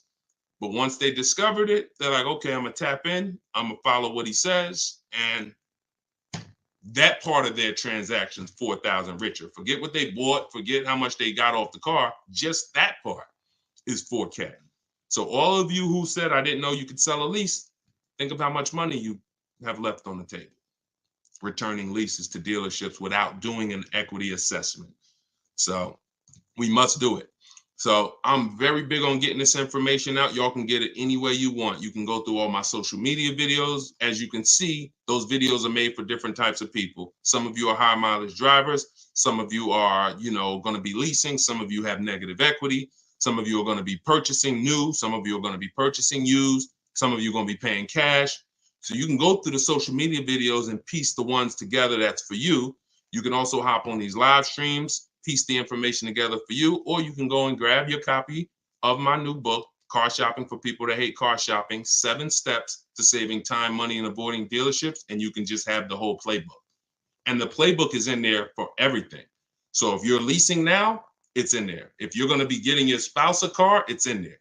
I can't tell you how much the book is going to make you. You'll tell me. Maybe 10, 15, 20 years, you'll tell me, this book, Deshone, this book has saved me $20,000. Because the more cars you get, the more your money you're going to save, even if you're going to get one. But I just want you to have the information, get it how you want it. You can get 75% off your copy as part of our book launch in my TikTok bio. Click that link, and then same thing in Instagram. Click that link and then click the button that says get 75% off my new book. But it's only for 30 minutes. After 30 minutes, price goes back up to $97. $24 is better than $97. So, and I'll put the link one more time for you guys on YouTube and Facebook. You can click this link here that says Deshone's book. I just posted it. Or you can scan the QR code. If you might be watching us on a television, you can just scan the QR code with your phone, grab your 75%. So this is what we do. Whenever you see me live, I'd encourage you to invite a friend, tell somebody. If you see a coworker and they're like, man, I got to buy a car soon, invite them to one of our streams, because we get very, very detailed about showing you all the money in your car deals and making sure you know what you're doing. Please, if you're not subscribed to us on YouTube, we got a lot of things coming to YouTube. We're going to be time stamping these questions in future episodes so that you can easily navigate through previous episodes and find your answers. So everything is Deshone the Auto Advisor. Make sure you subscribe to YouTube because we got a lot of stuff coming there. But other than that, have a great day. I'll see y'all in the next broadcast. Everyone who got the book, use it, win with it, and make sure you DM me or email me your success stories. I want to see your deals. Email me your deals, not just your cars. You're going to love it. Once you start making deals and you're confident with the money, you're going to be so excited about sharing the numbers, you might forget to tell me what car you got. You know, Deshone, look at this price I just got. Oh, by the way, it was on this car. You know, so that's what we want. All right. God bless y'all. I'll see you soon.